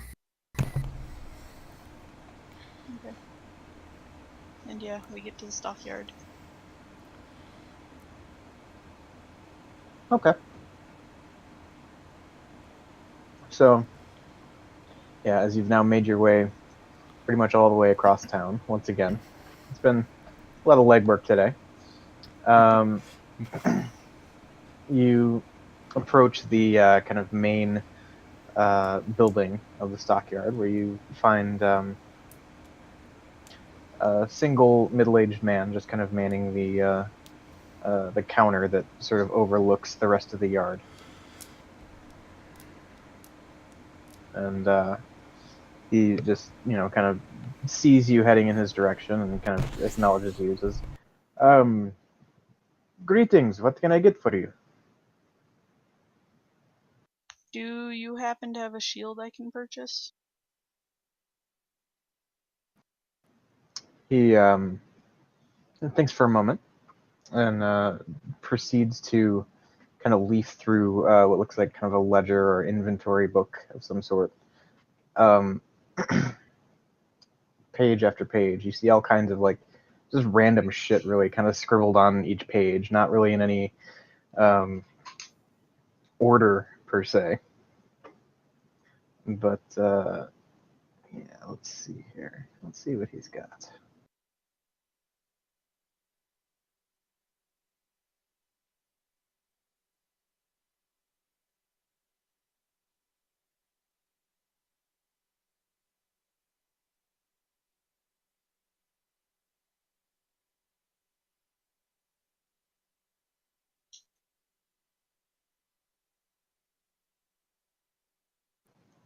All right. So yeah, he says, yes, one moment. It is right back here actually. He kind of shuffles back, and you hear him pushing through a number of well, lots of different stuff. You hear what sounds like something made of wood kind of clattering to the ground, and a loud ting as probably some kind of blade just bounced off some other surface. And then kind of the just clunking sound of like it's like if you have something that you want to grab from kind of the middle of a pile. Sounds like that. You just hear kind of scraping and thuds as other things fall away, and he comes back with this um, certainly used looking shield. It's kind of starting to rust a little bit. Looks to be made of iron, and it's got some kind of frayed bits of leather um, covering part of the well, part of each side, but not really in any symmetrical pattern anymore. And he kind of thumps it down on the counter and says, "This could be yours for 30 gold." Do you have a shield made without metal? As I look at the shield in disdain. One moment. He kind of shuffles through the book again. Perhaps. Let me check. And again, you just hear more shit getting kicked around in the back room, basically.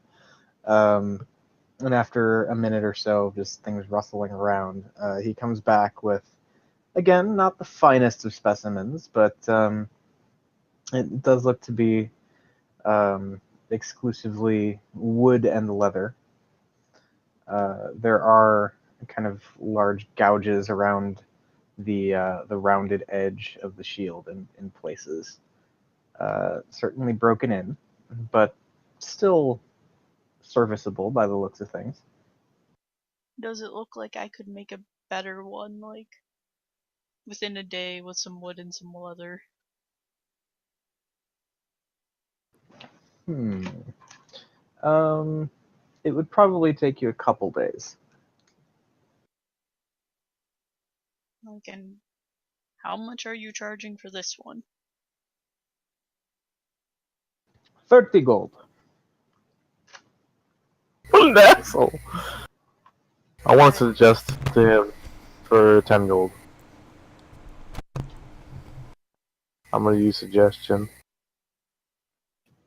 Okay.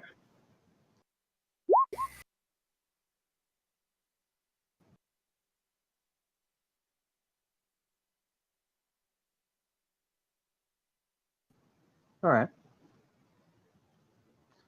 Well, you seem nice. How about 10 gold? That seems more reasonable. And oh wait, I already have a shield. What? Oh no! Yoan reaches back. Oh shit, I have a shield. Where'd the shield come from? Eric, What?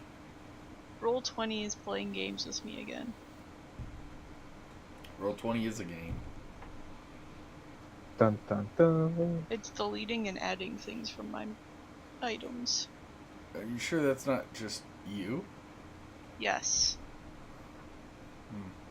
Because I looked to see if I had a shield for my AC when it dumped my AC out. Did you look when you were invisible? Maybe. Okay. Well, So 10 gold for the shield then. sure. Pleasure doing business with you.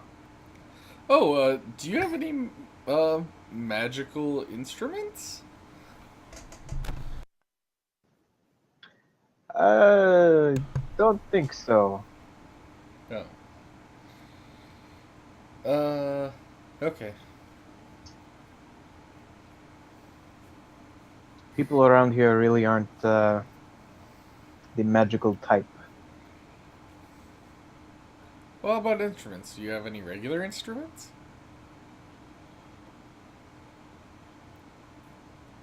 He kind of returns to his sloppy-looking book of assorted inventory shit. Uh, flips through.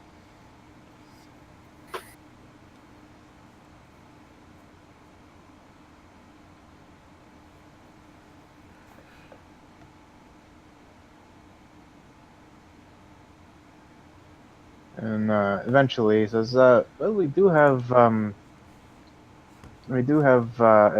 violin." Oh. Sure, I'll take a look at it. All right, one moment. While he's in the back, I reach in my pouch to pull out a violin.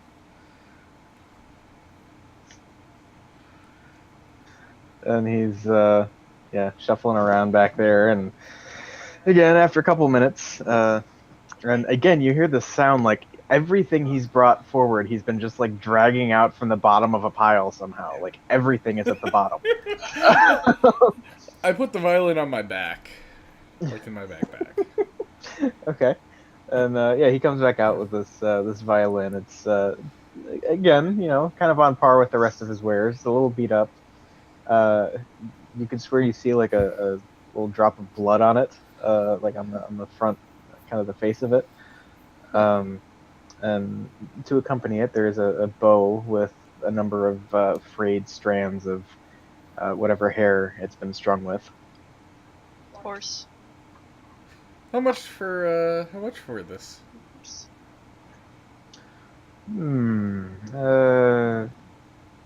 25 gold. 25. I look at Yeoman. Wait, aren't violins shields from depression and violence? Wouldn't that be considered a shield? You could sell it to him for 10 gold still.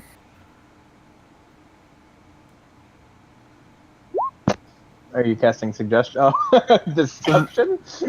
Because it can last for up to 8 hours. Like, you can continue the same action for up to 8 hours. Technically, this wouldn't be. Convincing him if it's a shield, so he sells it to him as a shield. Probably not going to work.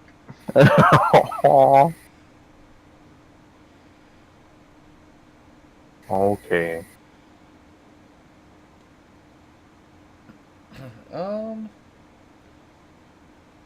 I'll shrug. I'll just give him 25 gold and take that one. Pleasure doing business with you. And you as well. And I'm gonna attempt to put it into my instrument bag. Okay. Curious to see what would happen. All right.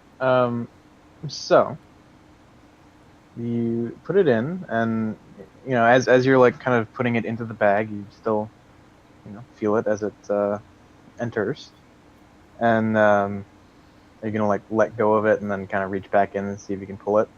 Yeah, I mean, does it seem like it enters the holding part of it? Like it's not like it's just sitting inside physically in the bag, right? Let's see here. So you kind of put it in, and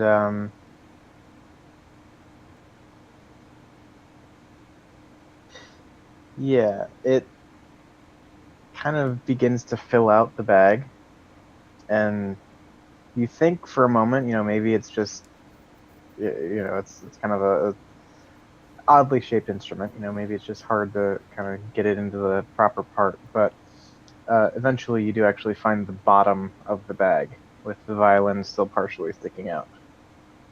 Oh. So it just won't go in. Not all the way, no. Alright, I will pull it out and pull the one off my back, put it into the bag, and then put the one I just bought in my backpack.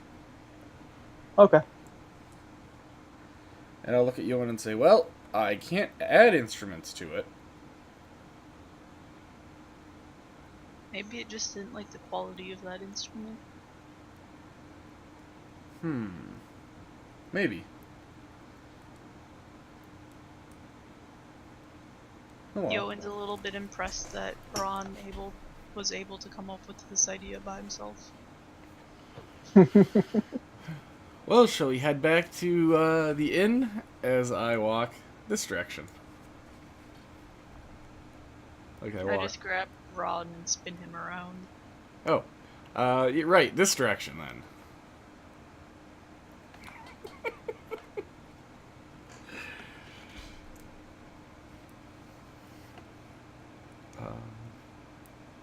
Okay. There wasn't a magic shop here, right?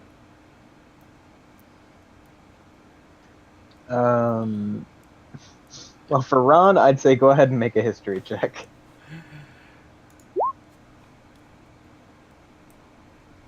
You don't know. Okay.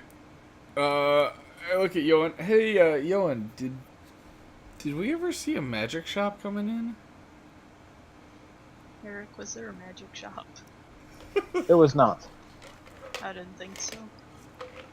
I just say no, they are kind of very wary of magic in this town.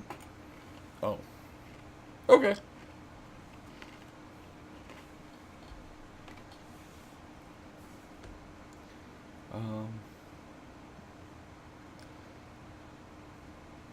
That works. I'll just head back towards the inn. Okay. Yeah, I'm going with Ron, letting him lead, but continuously correcting his direction. Because for some reason he can't, walk down the main thoroughfare. Well, I get distracted. I'm like, ooh, look at this thing. It's like with an overexcited puppy that's like a Great Dane puppy. Yep.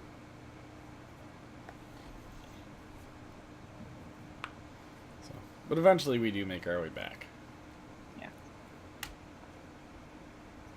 All right. So once again, you find yourselves at the Blue Water. Well, what are you doing? Is Rictavio back? As you kind of duck into the bar area, you do see a familiar figure, kind of hunched over a drink, sitting at the bar. Alright. I'll walk over and sit down next to him. And just say, hey. Hello. Haven't been getting into too much trouble, have you? And then I look at him and I message, the Burgomaster's dead. Other than that, no.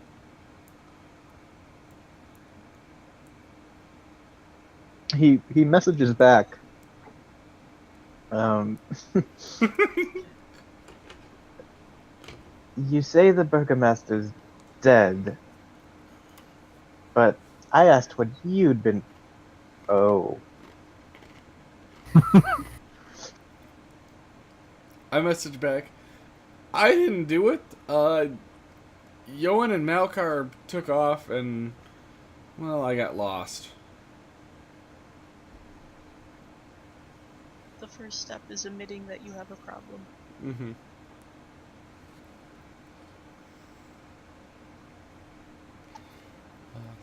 But they told me.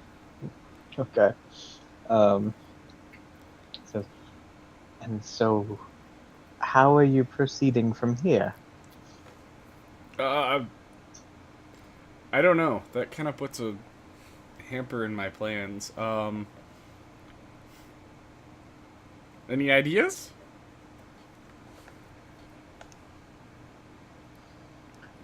Well, Hmm? is Malkar saying something? Oh, I thought Bailey was talking to me and Yoan. No, it's literally a message. It's just him and I staring at each other in silence. I mean, you could be drinking.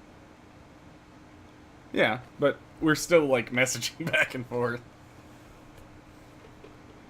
So Rictavio just kind of messages back. Well, am I correct in assuming that you intend to, at some point, escape this place? Yeah, I think so. I look over at Yoan and Malkar. Yeah, I think. Yeah.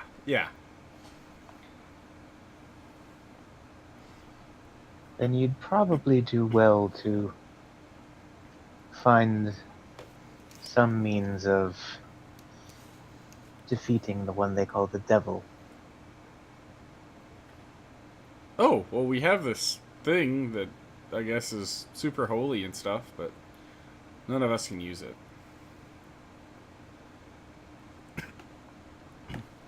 What kind of thing exactly? I don't know, some sort of ring or something Danica had. I think Melkar has it. I see. Well,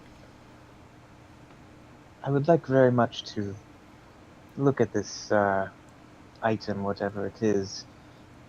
But perhaps Vallaki is no longer the best place for such business. Any suggestions? I do have a place, a bit out of the way, and, well, not currently overrun by devil supporters.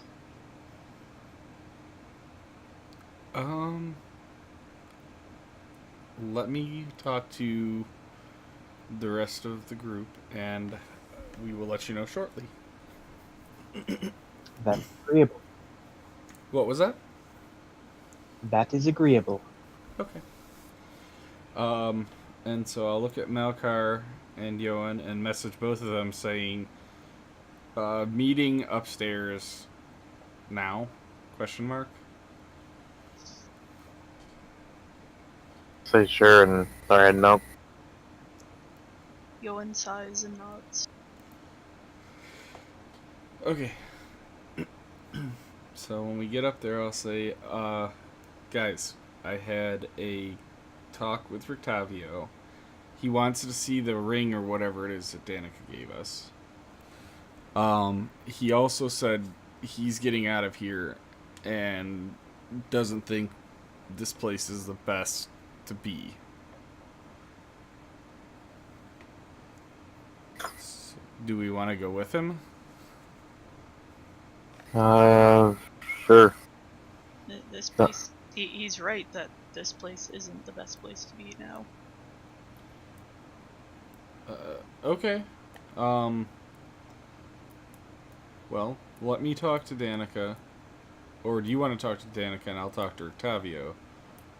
And just let her know where we're going. Where are we going? I don't know. With Rictavio. Well, find out from Rictavio where we're going until Danica. Okay. And I will go back downstairs. Unless Melkar has anything to say.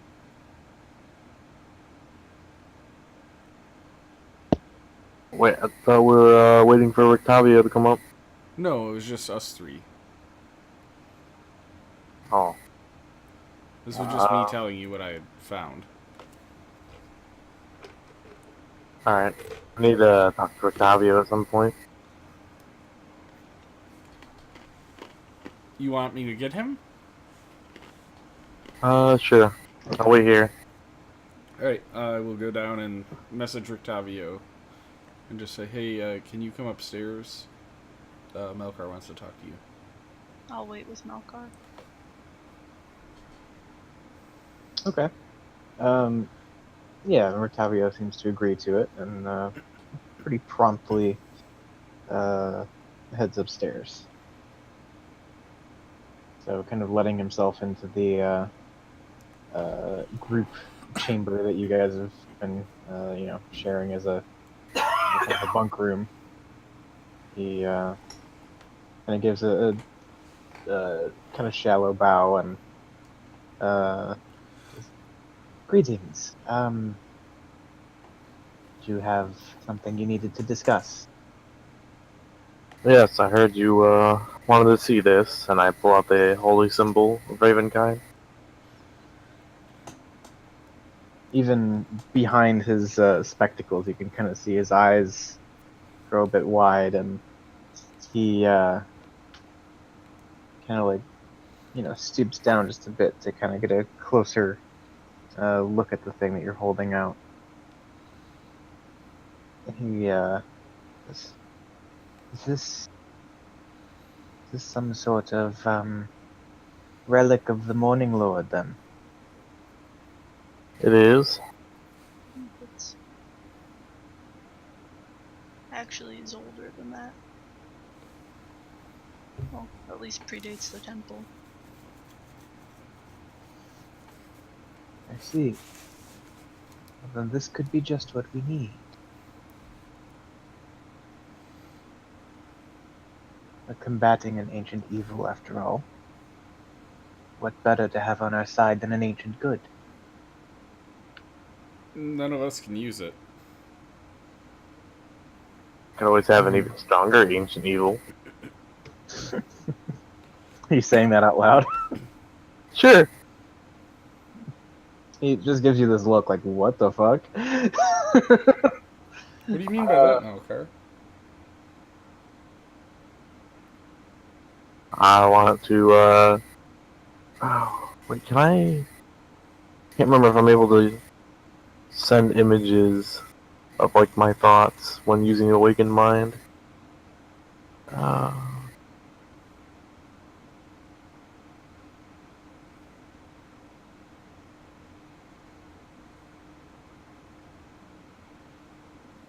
Oh, no. Just, like, talking. Never mind. Okay. I'll just, not respond. Okay. Yeah, kind of just letting the looks hover there for a minute. Uh, before you all kind of get back to your conversation. So where were we?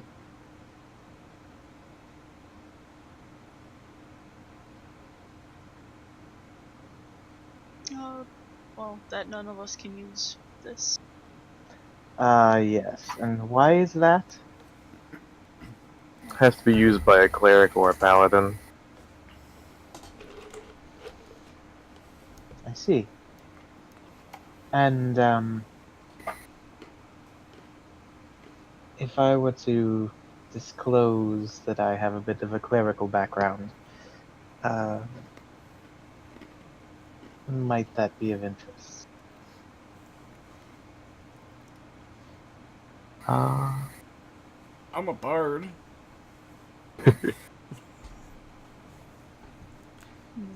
Do you still serve your lord? He kind of reaches down sort of into the collar of his shirt and pulls up a pendant. It's kind of like just a series of metal bars and strands kind of bent together into the shape of a sun. And he says, "I am indeed still a devoted cleric of the Morning Lord." I message Malkar. We That is should give it to wonderful him. news.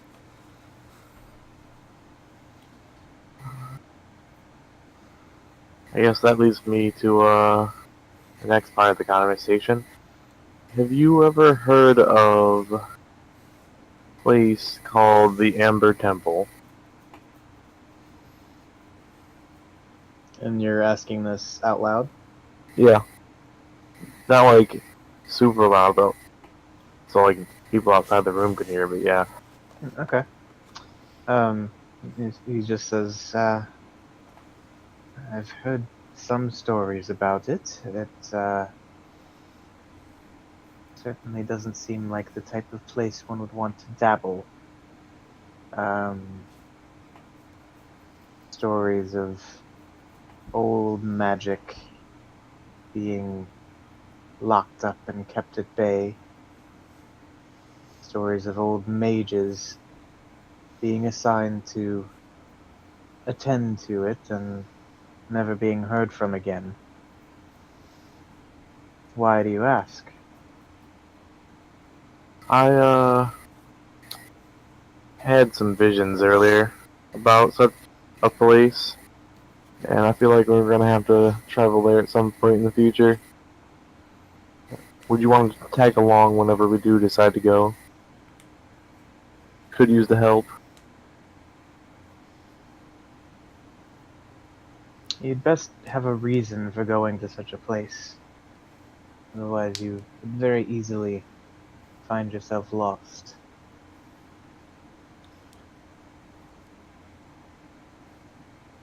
My reason is to get back home.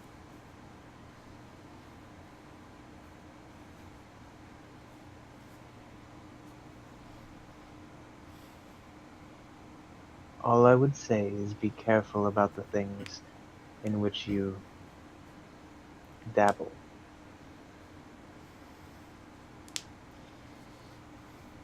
So is that a yes or a no? You coming with us? I'm saying it just like that. Life is no fun without risks. Life is no fun if it's over.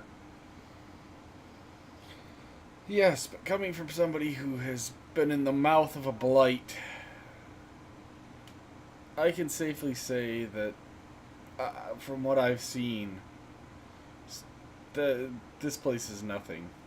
And I'll look directly into his eyes. For the first time. Let him,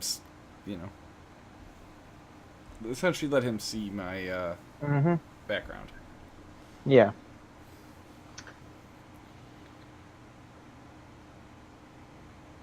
He lingers for a moment, but says, no matter what you've been through, you would be a fool to actually believe the words that just came out of your mouth. You said ancient magic resides there.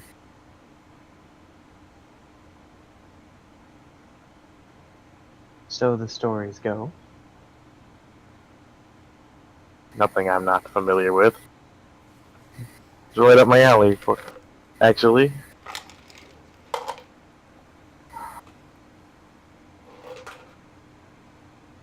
Use caution.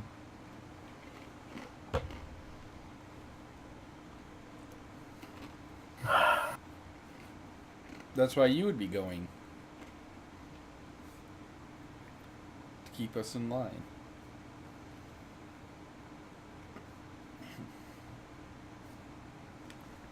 Can I attempt to persuade him with that? Sure.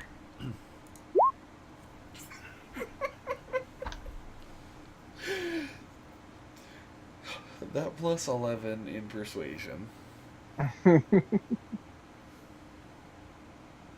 Like Vax with stealth checks.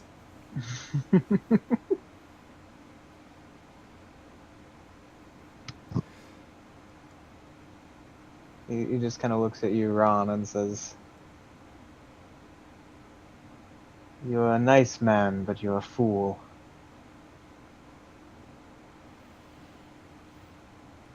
Yoan agrees. You just kind of see it on his face.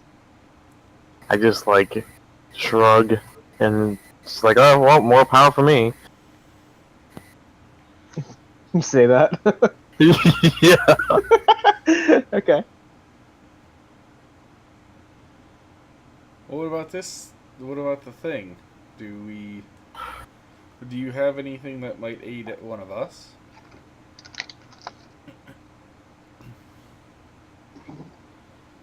He kind of ponders for a moment.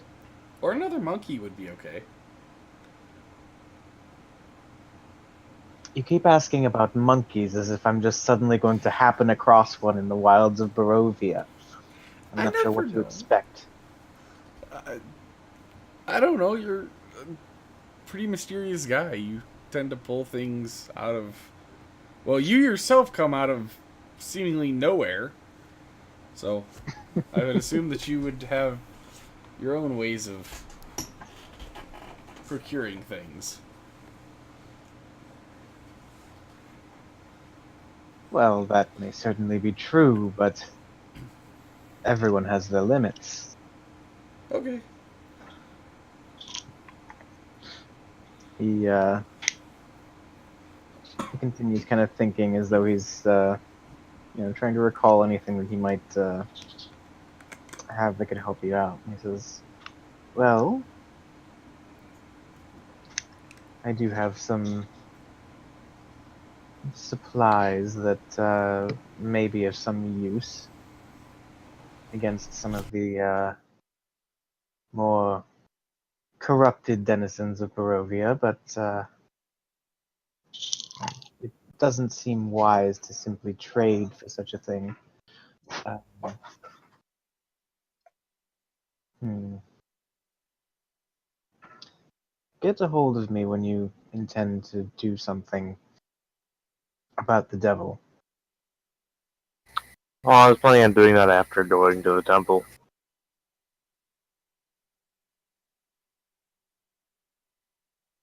I would advise you that if you do insist on going to that place, you perhaps hone your skills a bit more. Well, I sense fear on.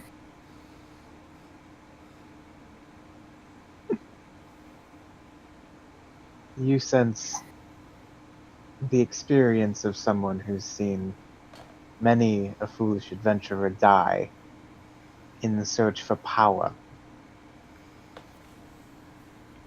I've seen things worse than death. But have you experienced them? Sometimes, not always. I just look at Malkar kind of shocked.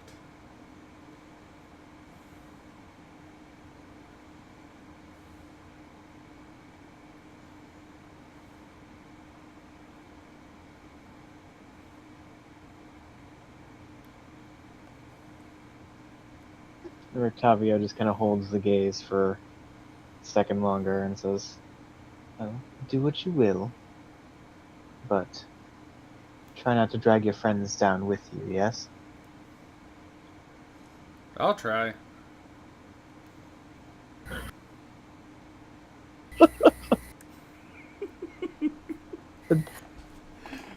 I'm just saying to Ron's mind, Octavio seems like a bitch. Uh, I'll say into Malkar's, or respond at least back to Malkar. Maybe you're right, but he could be useful. He just outlived his usefulness. What?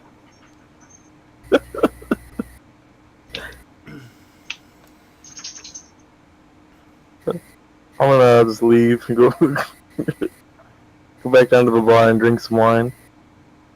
Okay. I'm gonna look at Octavio, look at Yoan, and look back at Octavio and say, I don't think Malkar's too happy with you. Well, someone needed to tell him the truth. I'm just letting you know. By the way, I still think you're cool. But when are we going to leave? Well, if you're still interested in leaving this place, we can leave whenever. The wagon's still just outside the city walls, and, well, as long as we can make our way out of the gate, we should be in the clear. Just, well, as always, probably best not to draw too much attention to ourselves, yes? Sure, as I put my didgeridoo away. That I just pulled out of my pocket. Right, I'll go let Melkar know. And I will leave. Okay. And I'll go down and sit next to Melkar. Alright, what's Yoan doing through all this? I'm listening. Okay, and as Ron up and leaves? I'd say to Rictavio, thank you for all your help, and think it would be wise to leave as soon as possible. Clearly you're the intelligent one of the group. Try to keep them in line, yes? I'm trying. It's not an easy task. Well, at the very least, you'll probably survive to tell young fools what's best. Well, hopefully.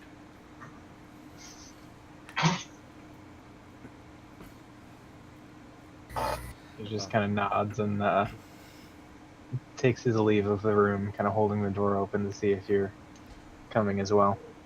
I also come. Okay. So, in the meantime, Malkar and Ron are downstairs. Yep.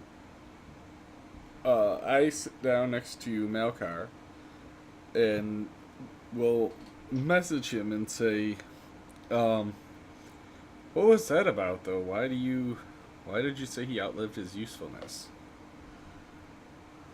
He doesn't want to help us, then what use is he? He doesn't want to help us yet. I'm all for following you into whatever hellholes you want, but maybe we should take his advice and wait a bit.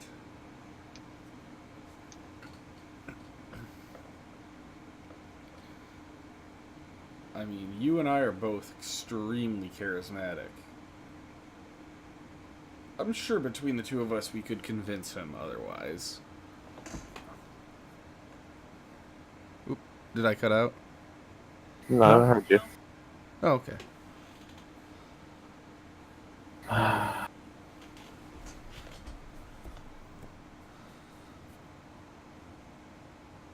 Going to have to put my thoughts together and come up with a plan.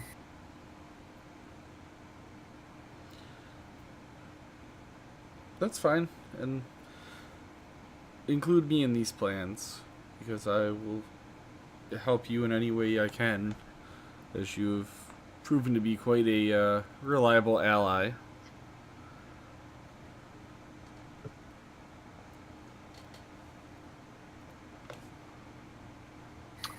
I will hand Ron the rest of the wine I have in this bottle. I'll open up the last one I have.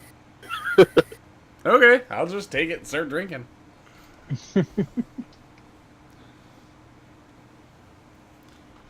Okay.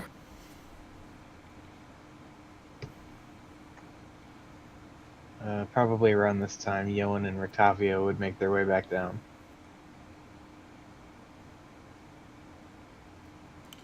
You just see us get down there getting fucking slammered. No, I'm just like slowly sipping, Oh, okay. enjoying my wine. I do the Ron same then. Oh, okay. No, I follow his lead. I thought he was just chugging it. I was gonna start doing it, but no, I'll just sit back and sip it. Like, if I'll get down to both of you, like, we should probably leave as soon as possible.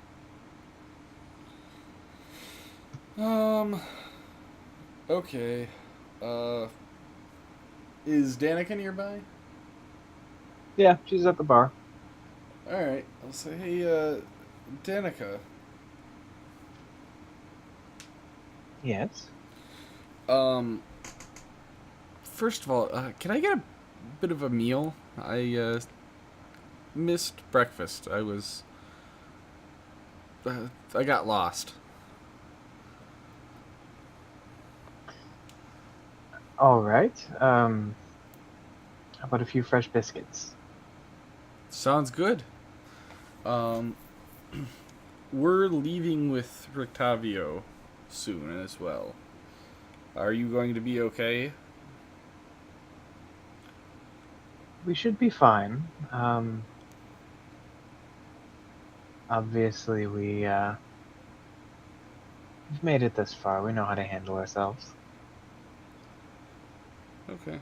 Um, I may keep in touch with you from time to time using spells.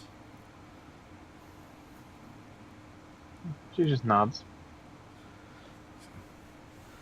But and then I kind of lean in and whisper, and try not to let too many people know that you're bird people. That's what I meant. Oh, got it. And yeah, I just kind of lean back and await my biscuits. All right. I ask for biscuits also. Okay. I'll ask for more bottles of wine. Well, they don't have any bottles on hand right now. Actually, they just have the barrels that you guys brought in. Aww. But yeah, a few minutes go by and food's brought out to you. So after you've had your meal and all of that good stuff, what would you like to do? Hey Danica, if you don't mind me asking, where did you get these biscuits? She just says, what kind of question is that? And we had some flour and, you know, made some dough, made them ourselves. But I guess I don't see the point. Well, if everybody's stuck here, where do you get your flour? Where do you get your... Well, we do buy in bulk, you know. It's not like the town falls and all of a sudden no one has any food. No, I'm wondering where in Barovia you get it. Oh, there are still mills and things of that sort. Um, there's one, well, there are a few kind of along the old Svalak Road. I wish I could go to the closer one, but I don't know. I've heard some weird things about that place. What kind of weird things?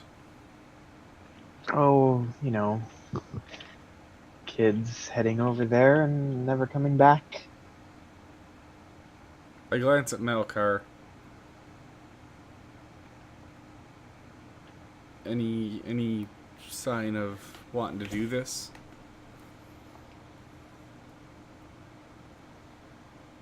We mean, I'm talking to her essentially like she's between you and I. She's like right in front of us.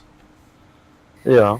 And I'm just kind of glancing at you to see if you have any, if you show any sign of wanting to go and investigate that place. I don't care. I'm just, I'll go where like I'm not against it, but I don't have any desire. Like I don't care what we do. I was just looking to see if there's a change at all. Because I know you've been wanting to go to spooky places. So I'm essentially looking at you to see if that's a spooky place that, you know.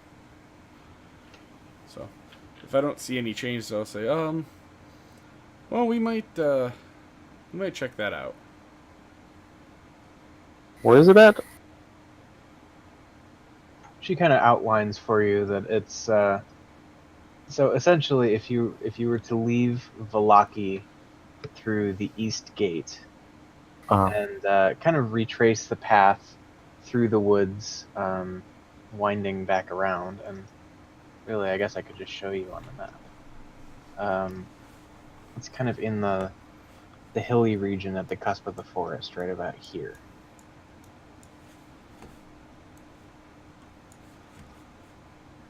Oh, this place. Mm-hmm. Oh, okay.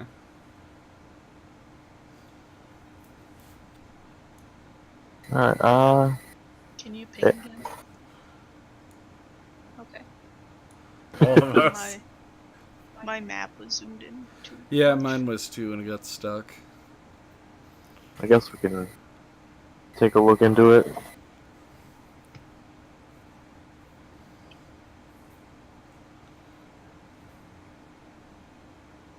Okay. Well, are you all ready to leave? Yeah. I turn towards Rictavio. And he kind of looks at you. It's like, so did I hear that you're going off to the east then? No, that's just a thought. But why? Where did you have planned? Well, and he's clearly trying to not give too much away, as you are in a public place. But well, do you remember that one place we passed by on the way back to Vallaki? A bit off the beaten path. Do I notice him trying to like be kind of secretive? Make an insight check. Nope. Okay, I'll just say, just normal voice. Oh, you mean the one we passed on the way back? Yeah, I know exactly where that is.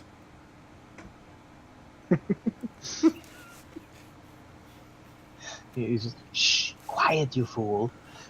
I message him. Sorry.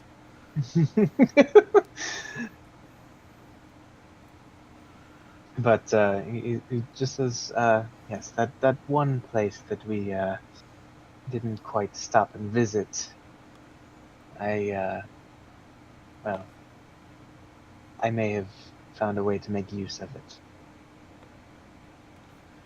Okay. Yeah, we'll go there. That's fine. Well, it would, however, seem that we must choose, as one doesn't exactly neighbor the other. Would you want to go with us to check the other place out? And then we can stop by your place afterwards? I could do that.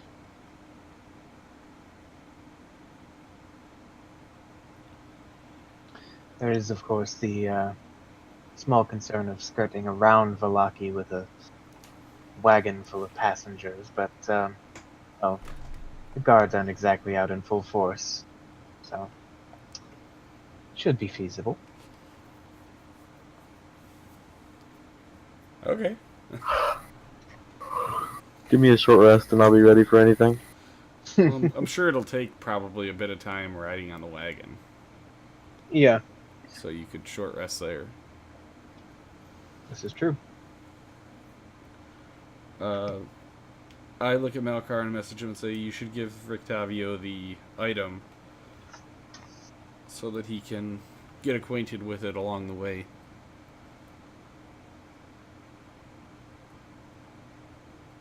I was fine. I'll give it to him later before we go to that temple. Well, we may need his help for whatever's going on at the farm as well.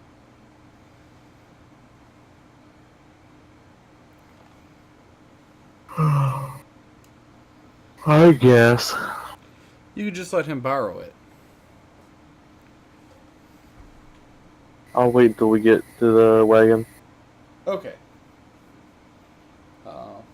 And then I'll say aloud, so am I riding with your friend again? If you wish. If he'll allow it. That should be agreeable. And so, yeah, you all... Once again, I start, casting Speak with Animals as a ritual on our way walking there. Okay, yeah, and for the sake of, expediting things. Yeah, you cast the ritual and talk with the tiger once again. And he's like, okay, fine, whatever. Let him in. If I had comprehend languages on, would I be able to understand what the tiger is saying? No, we had this conversation because Oh, technically it's not a language. is it like talking telepathically? There's just a strict definition, a strict distinction drawn between animal communication and a language per se, because language actually necessitates that you have a certain level of intelligence, whereas that's not always the case with the animal side of stuff. Yes, just wait until Yoan tries to talk to a cow.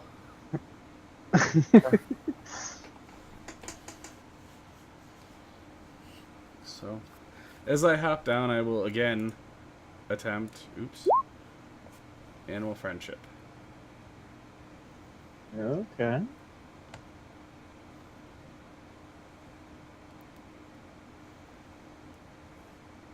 Let's see. That is wisdom save.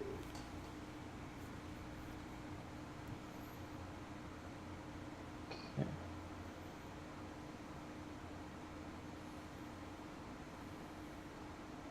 What's your DC? 16. It just sort of snorts and turns his back to you, very disapprovingly. Okay, that's worth a shot. I'll just sit back in the same spot that I was in before. Try to stay out of its way, and I'll just sit there silently. Okay. I will say, hey, can we leave the door open? Like the hatch. You cut out. Oh, I said I will ask if we can leave the hatch open. Just for a little bit of light. I leave the hatch open. Okay. On the way there, I just want to talk with Rictavio more about the history of Barovia and stuff. I'll listen. I haven't really had time to know. Well, you're kind of pretty far back. I'm not sure you could listen through it. I'll try. Go ahead and make one of those perception checks you're so good at. Yeah, okay. That's one. Oh. Okay. So, let's see here. I hear bits and pieces, and it kind of sounds like Barovia was just kind of formed one day by some guy named Rick. That's about all I gathered out of it. He was a farmer and got bit by a cow and turned into something. And that is the what Ron has deciphered. Okay, so, Yoan, in what general direction would you like to steer this conversation? I'll give you kind of three broad topics here. There's Strahd, there's the land of Barovia itself, and then there's kind of just general beliefs and superstitions of its people. I want to know about the land itself. Okay. So you learn that essentially Taylor, take notes. What? Okay. You learn that there are all manner of wolves, dire wolves, and werewolves prowling around the woods. And hungry bats tend to fill the skies at night, which you may or may not have seen a few of over the course of your travels thus far. And again, just to kind of reinforce some of the stuff that you've kind of learned through experimentation already. People around here essentially know that anyone who tries to leave Barovia just, via walking out the like the gate that you saw at the entrance, or there's apparently another one somewhere along the kind of the western cusp of Barovia. You just can't make it through. If you don't turn back once you've begun walking through the fog and you just keep trying to push through, you will eventually just perish. Let's see, what else?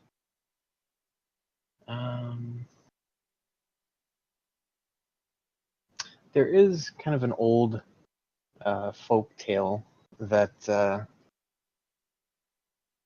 there are a few, I guess, sort of natural occurrences that could potentially harm a vampire, like running water, burning the flesh of a vampire like acid, and sunlight causing a vampire to burst into flame. And there are also kind of tales and suspicions that the devil himself prowls the woods alongside the wolves and is somehow able to take on that form as well.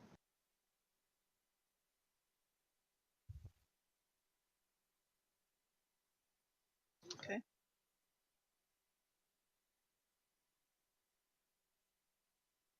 Yeah. I'm just sitting there reading my book while we're on the wagon. Okay. So, yeah, you ride for several miles, really, through the woods and kind of around the rolling foothills that eventually would lead you to the gates near Ravenloft. But well before you reach that point, you find a large windmill perched atop a rather diminutive hill, kind of along the side of the woods. There's kind of a crudely fashioned dirt path that veers off the road and kind of zigzags its way through the rougher terrain and to the windmill itself. Let's see.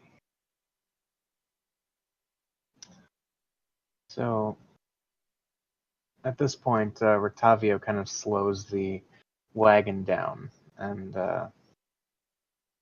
says, "How exactly were you planning to proceed here?" Looking around. Do we see anything obviously suspicious?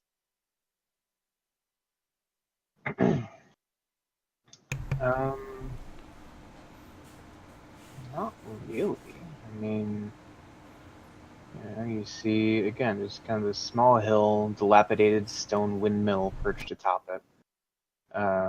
The arms or vanes of the windmill are kind of warped and stripped just, due to the weathering. The windmill itself kind of has kind of like an onion dome situation to its core structure. It leans a bit off kilter, almost as though it's trying to like kind of turn away and flee into the woods. Other than that, just dirty gray brick walls, kind of scummy, dirty looking windows. You can see kind of this rundown platform that runs around the perimeter of the thing, and it does look as though perched on a wooden beam over the door is a raven. Do I see any people working? Nope. Just curious, was it considered a short rest on the way here? Yeah, that would be long enough for a short rest. Alright.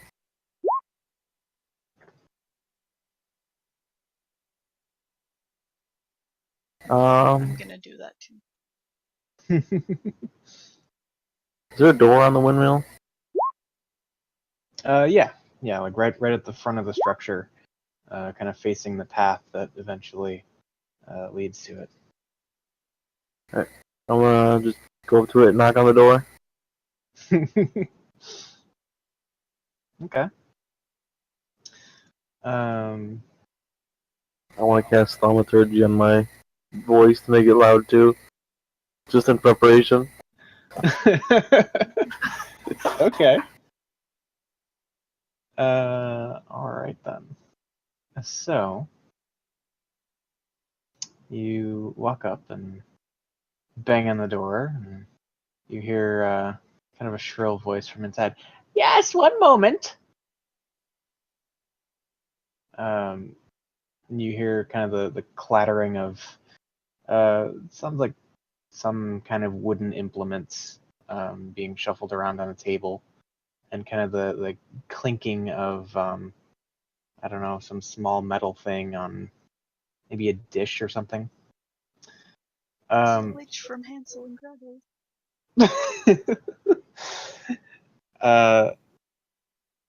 After a moment, the floorboards kind of creak, and you hear kind of the clicking and squealing of a lock, multiple locks actually being undone, and eventually the door swings open.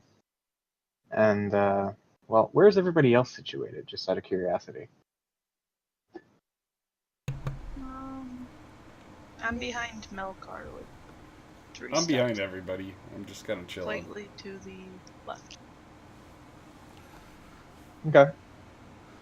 I'd like all of you to make history checks. This is the bitch that gave us the dream pastry, isn't it? I hope so. Mine was the best roll. And yeah, standing there with her head poking out of the slightly open doorway, you see a familiar old crone who you had seen pushing a cart around the village of Barovia. You! I need to buy some more dream pastries. Those were delicious. Ah, yes, a return customer. I want to completely interrupt her and just start shouting with the thaumaturgy. I heard there were missing children. Where are they? What'd you do with them?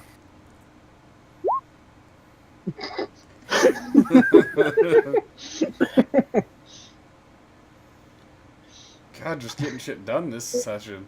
I'm just over here fucking around. All right. So let's see here. Didn't know I'd have to grab the stat sheet that quick there. Damn. Wow, you got Eric caught off guard a little bit there. I don't know if that's a good thing or a bad thing, but I feel like we've been doing that tonight. yeah.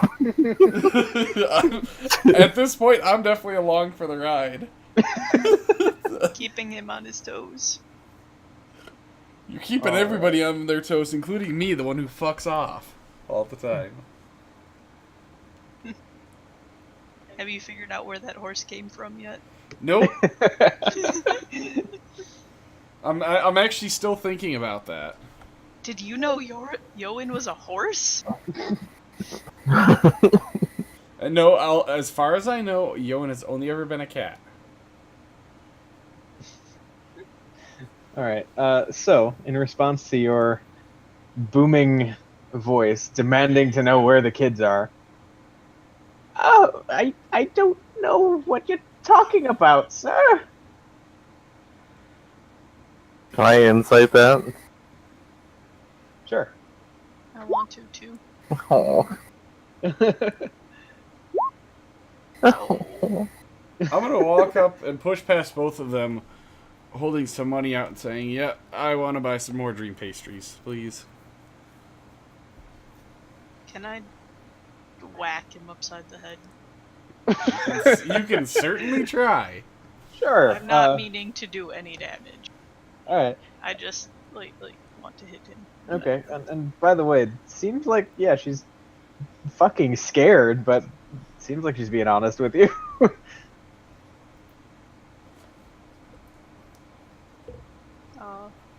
Why are you so scared? I want to say with a bit of intimidation in my voice.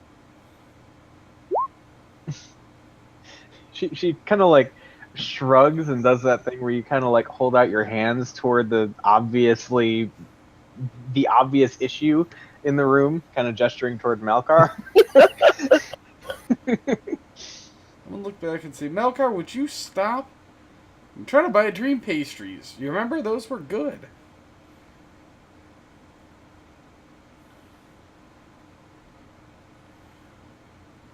Don't Tell me where they're at, then you can live. Don't worry, he's more bark than bite.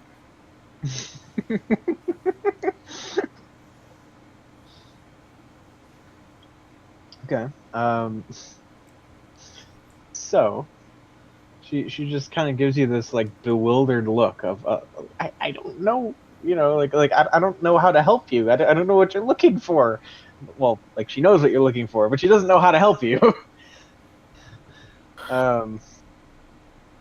Yeah. Malkar, just let Ron buy his dream pastries. Woo! Okay.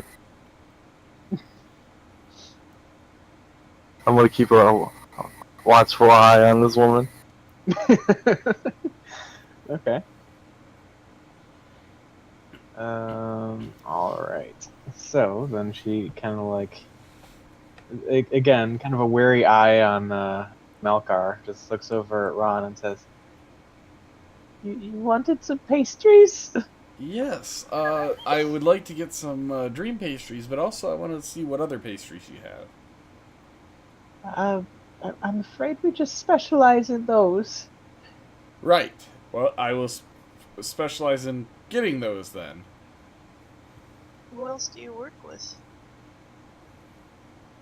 It's just a family business. Me and my two daughters. Are they here? Oh. See. My voice is still booming, by the way. Always booming. Okay, let's see. Oh. Let's see who's at the windmill right now. Everybody. Well, one of my daughters is upstairs. The other is out. She's fetching some water.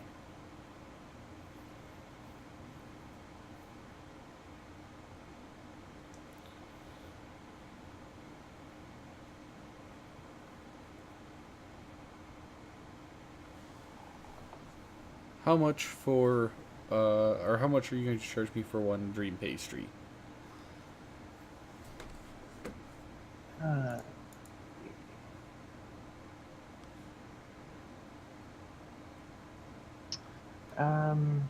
As always, they're just 1 gold apiece. I will buy 26. Well, thank you for your business. She kind of heads over to, like, what you can see now is like an entire pan of these things that are kind of like laid out to probably to cool. Yeah. And she just begins like wrapping them as quickly as she can, kind of trying to get them all just ready to be carried off as 26 dream pastries would be. I don't know how you're going to store 26 dream pastries, but We'll find a way. I'm not hitting anyone. I'm just turning my staff into a shillelagh. you just hear as his lightsaber turns on. All right. So yeah, she's over Um, there packaging up your 26 dream pastries. I will say, they're very lovely. These pastries. Why are they called dream pastries? Oh well, we use some particular herbs and things that well they help you relax a bit. Oh, huh. I lean over to Ron. They're what keep putting you to sleep after you eat them. I look at Yo and message. Is that why I can't remember anything after eating these? Yes. Oh. I'll say, how many do you have wrapped up so far? Like about 12. Tell you what, let's leave it at 12 for now, and I know where it is, or, where you are now. So if I need some more, I can come back. All right, if you're quite sure. Damn it. And she Yes. brings the dozen dream pastries over to you. Um, I'm sneaking off upstairs. You're trying to sneak upstairs. could have cast invisibility. She kind of turns over, looks at Malcar like, uh, excuse me, those would be our private quarters up there. Prefer if you didn't go poking around an old woman's bedroom.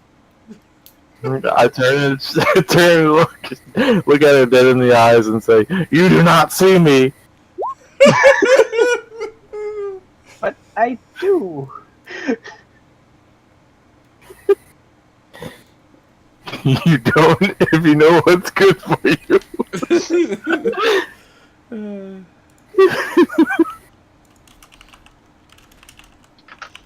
Hmm. Okay. Um. So let's. I take my pastries before he starts intimidating her. Okay. Um. So. Just standing there pumping my chest out, giving her the stink eye, both eyes.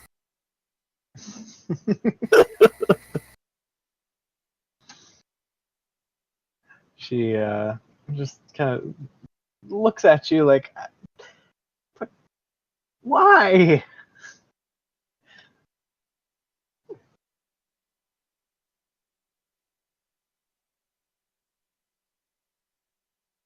Without even responding, I just cast that. Okay. And then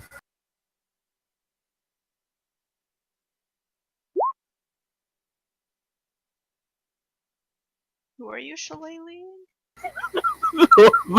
the woman. All right. And you can see through your darkness, right? Yeah, Okay. there's the other spell I couldn't see through. Okay. So as you cast darkness, um,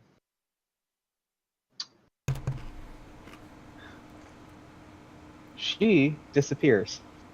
What? What? Well, everything disappears for me. That's true. As soon as it happens, I just start screaming, "Oh, I'm blind! Oh shit! What did I do? What happened?"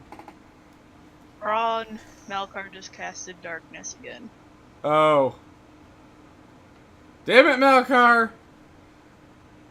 Wait, she disappeared for even me?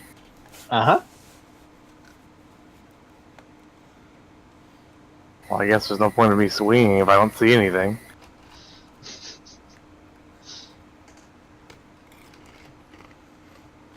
I guess I'm just gonna stand there. Malakar, What? lift the darkness. What's Rictavio doing while all this is going on? He was kind of like hanging right by the open door,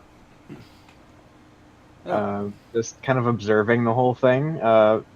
Having apparently not really dealt with this old lady before, he was just kind of hanging back, not really being, trying not to intrude.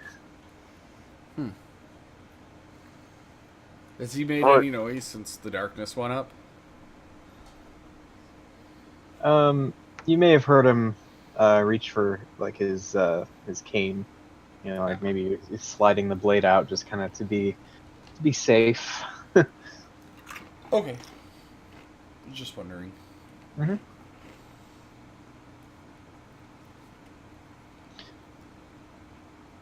So, you're now in darkness inside this windmill. Melka, what's going on? I'm gonna go upstairs, look for the daughter. Are you telling us that? No, I'm just doing it. Oh. Hey, Melkar, can you drop that? Because nobody else can see. I'm keeping it up. I'm gonna try to feel my way towards the door. Okay. I'm It's a going to as 15-foot well. radius, so I don't know how far I have to get. Alright, let's see here. Darkness has range 60 foot. No, 15-foot radius. That's for casting. Oh, got it.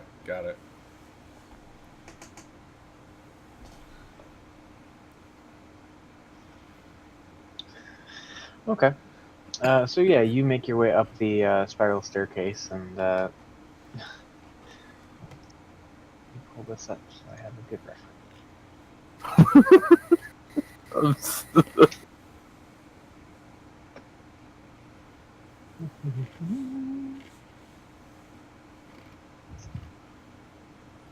Okay. So you make your way upstairs, where you find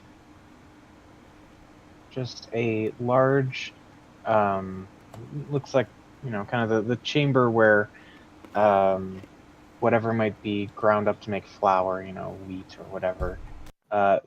This is where the product ends up. So you see what looks like just a large circular vat of freshly ground flour.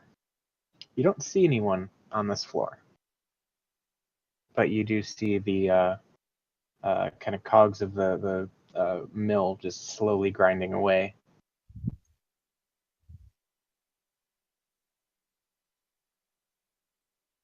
Was there like any other rooms or anything up here, or a further floor? It does appear that there is a third floor, should you choose to go up. And just for reference, the entire width of this building in any given direction is only about 15 feet. Oh, okay. So I'm filling up like the whole thing basically.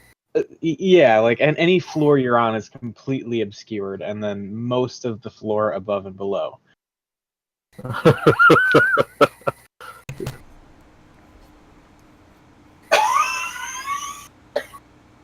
Someone's dying. Yeah.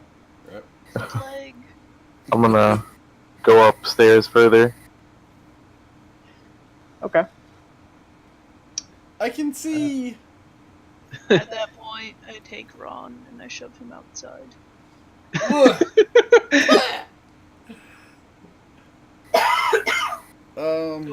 While I'm doing that, do I notice that I probably go to find the old lady too and realize she's not there. Mhm. So I can't. And that was just to make sure I didn't trip and fall and slide on my face. Okay. But yeah, because I'm searching inside for old lady. Yeah. If she's not there, I don't find her. Yeah, she's not there. So, Melkar, as you make your way up to the third floor, you see dancing around a thick wooden gear shaft in the center of this cramped little room. There are two ugly young women wearing silk shawls and gowns made of stitched flesh.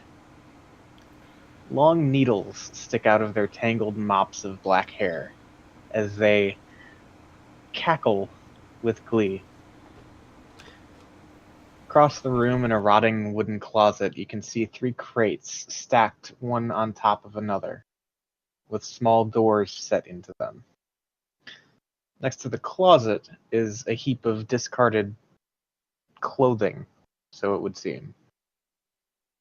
A ladder seems to climb up to a wooden trap door in the 9-foot-high ceiling, and a moldy bed with a tattered canopy stands nearby. And that's where we'll pick it up next time. Well, shit. Time to befriend some hag ravens. Told you it was Hansel and Gretel. Wait, so that woman just like was either not actually scared or she just had a really high deception check compared to our insight? She might have not actually existed. Oh! I was thinking it might be an illusion, but like, I wasn't sure. I don't know. Well, all I know is we can't see. Well, You should be able to see now. Yeah, you can see now that he's 2 floors up. Well, And I put you outside. well, yeah, you threw me outside. But beyond that, we can't see what's going on. I'm curious, were those, wherever they were, able to like see me and they were just like cackling because they're excited that I found them? As of right now, you're not sure that they've seen you.